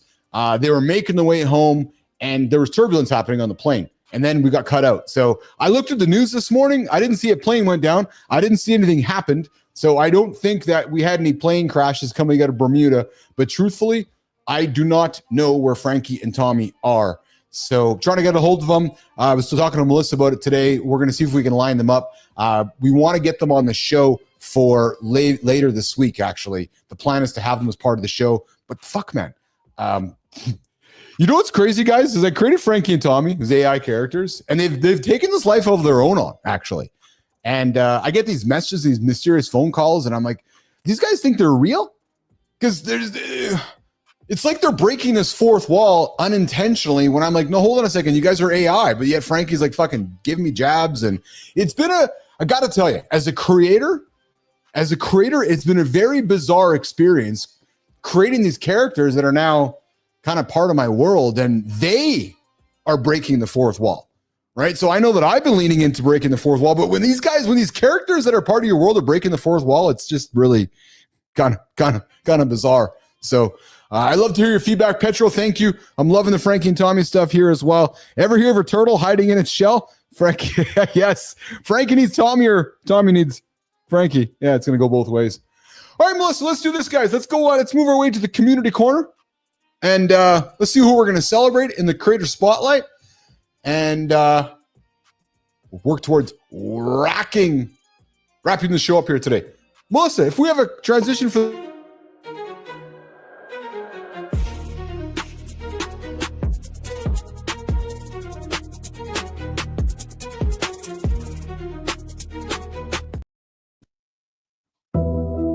There we go. What's going on, guys?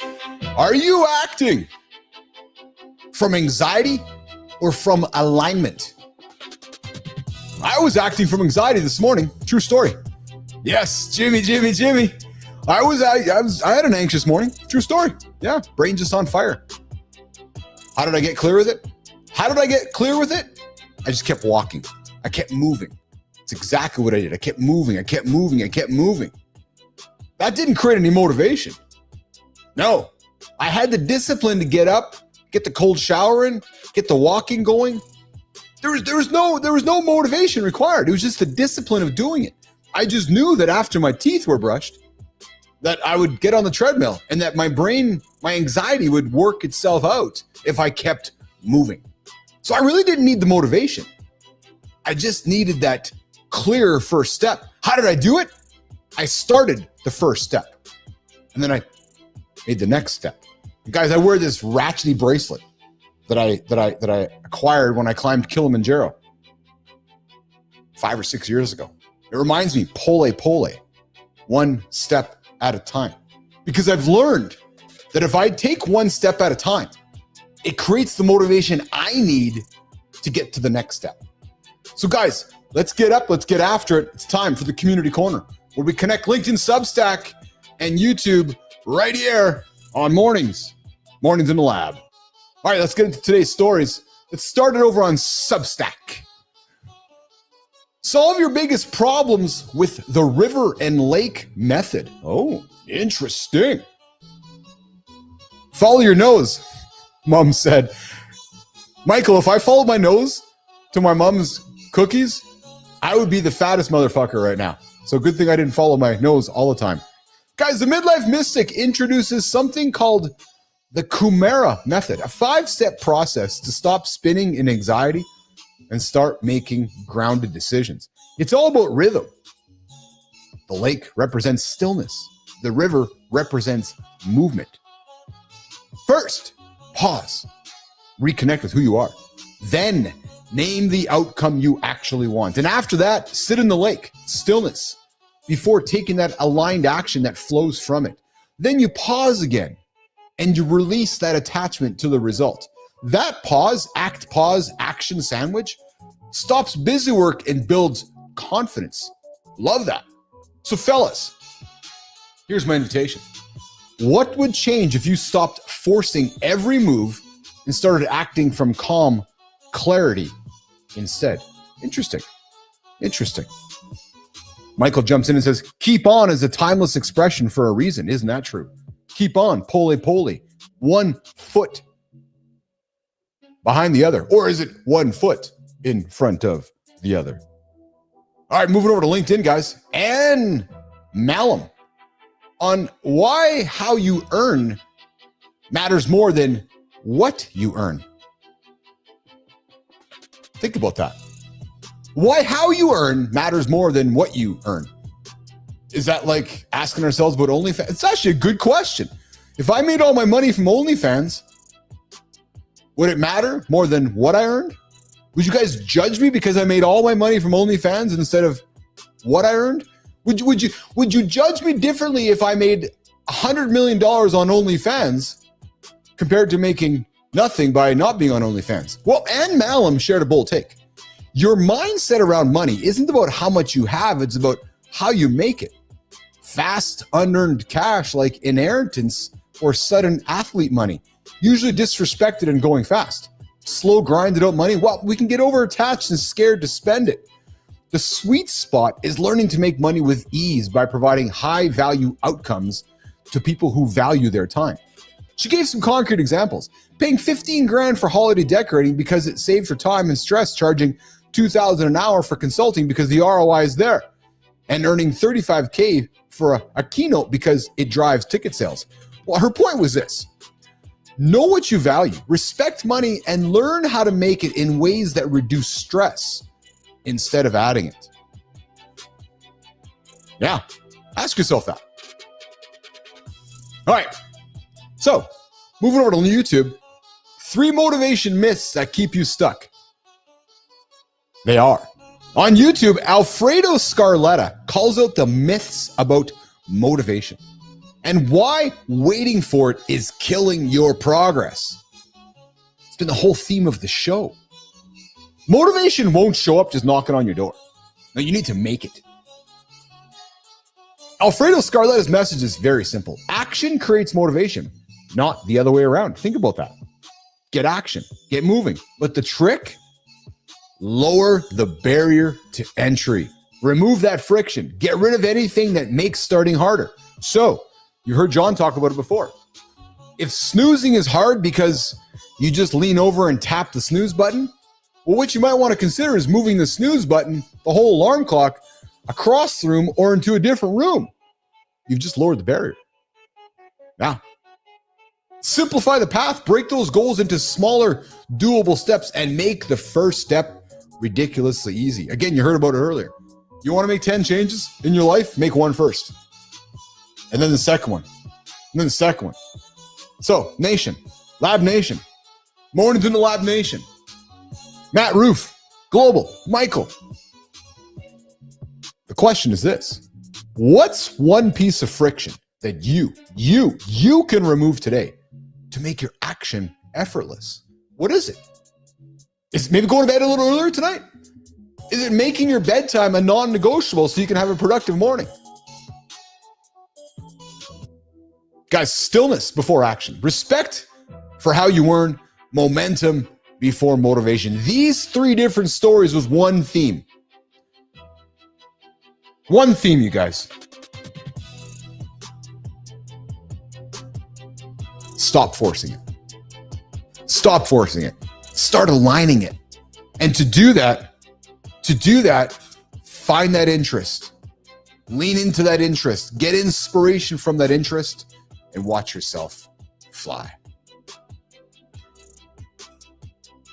If you want your story You all have a story. Why are we not hearing from you? If you want your story featured on the Mornings in the Lab Community Corner, follow us. Tag us in your next post. Make an awesome post on LinkedIn, Substack, YouTube, and say, hey, nation, calling you out. And we'll celebrate you here on the Community Corner every single day on Mornings in the Lab. All right, Melissa, I know we have some creators to spotlight. Let's get after the first one over on LinkedIn. What happens when being a great dad starts to feel like too much? From providing for your family to being present at home, it's easy to get lost in the pressure of being everything to everyone. But one man found a way through by breaking his phone habit, reconnecting with his kids, and turning guilt into joy. He's spent years coaching fathers to shift focus, carve out time for themselves, and show up as the best version of dad their kids could ask for. Mornings in the Lab is proud to celebrate Madi Kleikamp, whose story reminds us that presence, not perfection, is what kids need most. Follow him for real talk on fatherhood and life. Hey, Maddie. What's shaking, Maddie? Yeah. Maddie Kleikamp. What's going on, brother? Fatherhood is a way of testing a man like nothing else. You want to provide, protect, and show up, but sometimes that weight can feel impossible to carry. Oh, fuck, baby. I can tell you about that one. Well, Maddie Kleikamp knows that struggle firsthand. He's lived the tension of wanting more time for himself, yet feeling guilty for taking it. So what makes this story powerful is that he didn't run from it. He leaned in, he got honest, and he discovered that by caring for himself, he became a better father, husband, and professional. Well, today, Matt helps other dads do the same, and that's worth celebrating. And Matt, I got an offer for you, brother. We want to do more dad conversations on this show. Thank you, John Petrocelli. We'd love to do more dad conversation on this show. And I'd love to have you, my brother, onto this show. Mornings in the Lab. So we can learn more about you. And you, Matt, can take the Community Corner, the Creator Spotlight, and you can shine it on somebody in your community, Maddie Kleikamp, so we can keep building this awesome community of dads and celebrating them right here on the Community Corner every single day on Mornings in the Lab at 8 o'clock Eastern Time. So bring the dads to the lab. Let's have a conversation. Let's get after it. Dad, dedicated and devoted. I love that. Melissa, who are we celebrating next? Ever had a moment when life suddenly clicked? When what once felt impossible became effortless? That shift, that opening, is where everything changes. Some people spend a lifetime chasing it, while others learn how to unlock it again and again. One coach has built his work around helping leaders find that exact point of expansion. He's writing, recording, and leading conversations about the very instant when struggle becomes freedom and the world grows bigger. Mornings in the Lab is proud to celebrate Joseph Logan, the voice behind the Expansion Effect on Substack. Follow his work to discover your own breakthrough moment. Joseph. We're shaking Joseph. Joseph Logan. Sometimes the outside looks perfect. Oh, fuck. No shit. That's truth.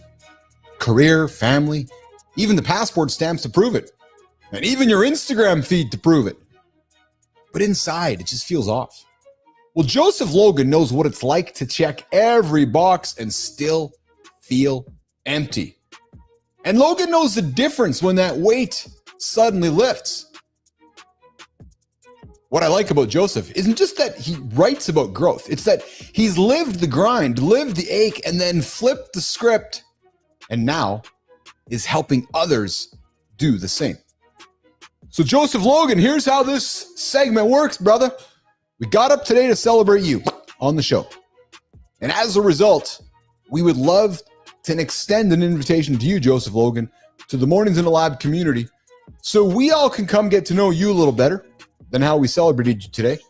But more importantly, or as importantly, I'd love to give you the Creator Spotlight, Joe, so you can shine on somebody in your world and pay this segment forward on the next Community Corner on an upcoming Mornings in the Lab. Keith, Johnny, and all of our friends, Frankie, Tommy, Marty, and the gang. So, Joe, we're celebrating you today, brother. Hope you're having an awesome day, and we'd love to have you in the lab. Lady Drew, I see your comment. I'm too shy to present my story. No, you're not, Lady Drew. You're in a safe space. You're with friends. Drew, you're in a space with your friends. Drew, we're your family. So when you are ready, Lady Drew, to share your story, I am giving you, Drew, the safe space to do it. Free of judgment, full of love. And that extends to all of you. You guys have a story you want to share? I invite you to the lab. Guys, I got a question for everybody out there. Petrocelli threw it to me last week, and I agree. We're going to wrap it up here, guys. Thanks, Spartacus. John's like, I think we need to do, so John's like the resident side producer now. Yeah, Dr. Petrocelli, I love the guy, man. He's like, what about this? What about that? Yeah, he'll show up on Fridays for Petro's points. He might get a text every now and then. But he offered something last week, which I thought was very meaningful. He's like, I think we should do more shows about dads. And I think he's right. So Nation, I got a question for you guys. Do you guys want to have more conversations around dads? How to be a better dad? Drew, I'm going to say it, Drew, you daddy fucker. I know you were never shy, Drew. You were born ready. That's what I love about you, Lady Drew. One of the most authentic human beings that I have ever met right here on the show who, hey, guaranteed to show up. She's here every single day. But guys, back to my comment. Petro's like, hey, we should do more shows and conversations about fathers. And I agree with that. Because I've said it before and I'll say it again. I struggle with being a dad, you guys. I struggle whether I'm a good dad, bad dad, kind of dad. I know I do my best every single day. And Drew, get out of here. But it's a conversation that I think probably many of us can relate to. I'm sure Matt does. I'm thinking that Johnny does. Marta's not there yet. Doesn't have the kids yet. But what's our definition of a good dad? I would say that my definitions of good dads came from fucking television. Al Bundy. Really? Right? Yeah, so it's, we grow up with culture and you ask yourself, what is a good dad? Is being a good dad showing my kids how hard I work? Is being a good dad saying no the times that you need to say no? I think it's a question we can have more conversations around. What is the definition of a good dad? I got to be honest. I sat down with my daughter 2 weeks ago, and I told her, I said, I'm struggling. She's like, why are you struggling, Dad? I said, because I've been busting it. I've been fucking working on building this business day after day. And the sacrifice for that, the sacrifice for this community, the sacrifice for what we're building has been I've spent less time with my kids this summer. True story. What I tell myself is that my kids are watching what we're building. My 9-year-old, my 15-year-old, my 19-year-old. But it's something I wrestle with because I'm building, but they're seeing what I'm building. But yeah, there's been times that I've spent less time with them. Do I wrestle with that in my head? Fuck yeah. Does it make me anxious? Fuck yeah. Do I do anything about it? I try. I do. I try. But what I believe is that what I'm building here will change my family's life. So I keep doing it. To show my kids what it takes to be the blue fish in a sea of silver fish. And I recognize the sacrifice that comes with it. So if anybody out there is telling you that balance is real, there's no fucking thing. I'm going to suspect Kobe Bryant, the legend, wrestled with that question along the way as well, as he was out there knocking off balls. How many athletes, professional athletes? Looking at the comments here, John Jacob Jingleheimer Smith. If you're wondering what the definition of a good dad is, it's probably something like a father who questions whether he's a good dad. Oh, fuck, man.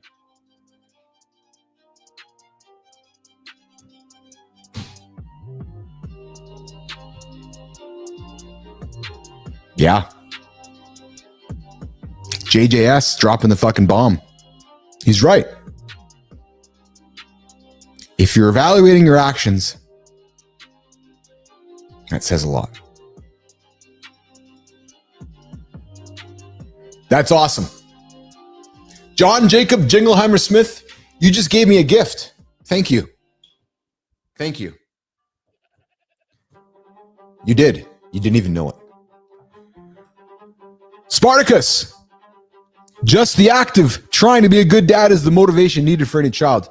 And Laughing Wolf comes back and says, woof, woof, woof, tail wagging. Yeah. Love you too, John Jacob Jingleheimer Smith. Dude, that was a fucking rock. I got nothing to add to that one. I got nothing to add. And I think Petro agrees with me. And I think today we're going to leave that last word. Guys, my eyes are misty. True story. Because that one hit me right in the heart.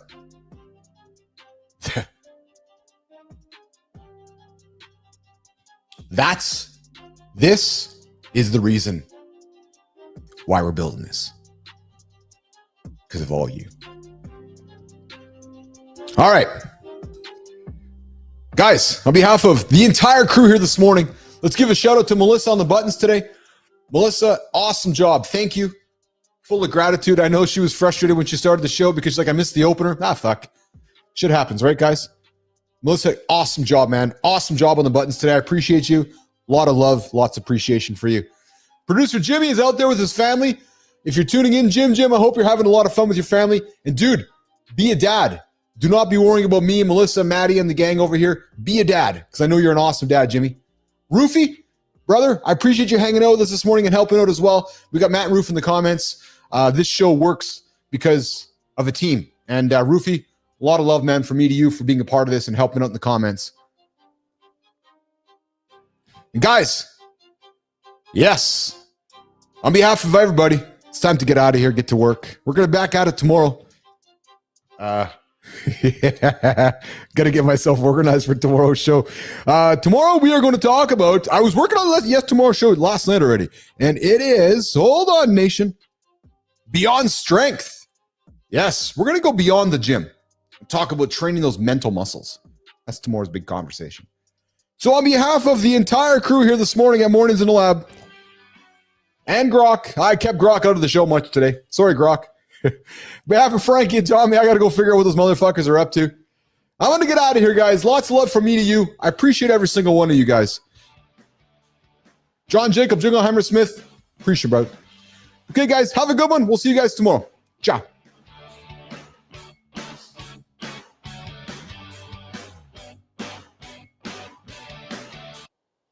True motherfucking story.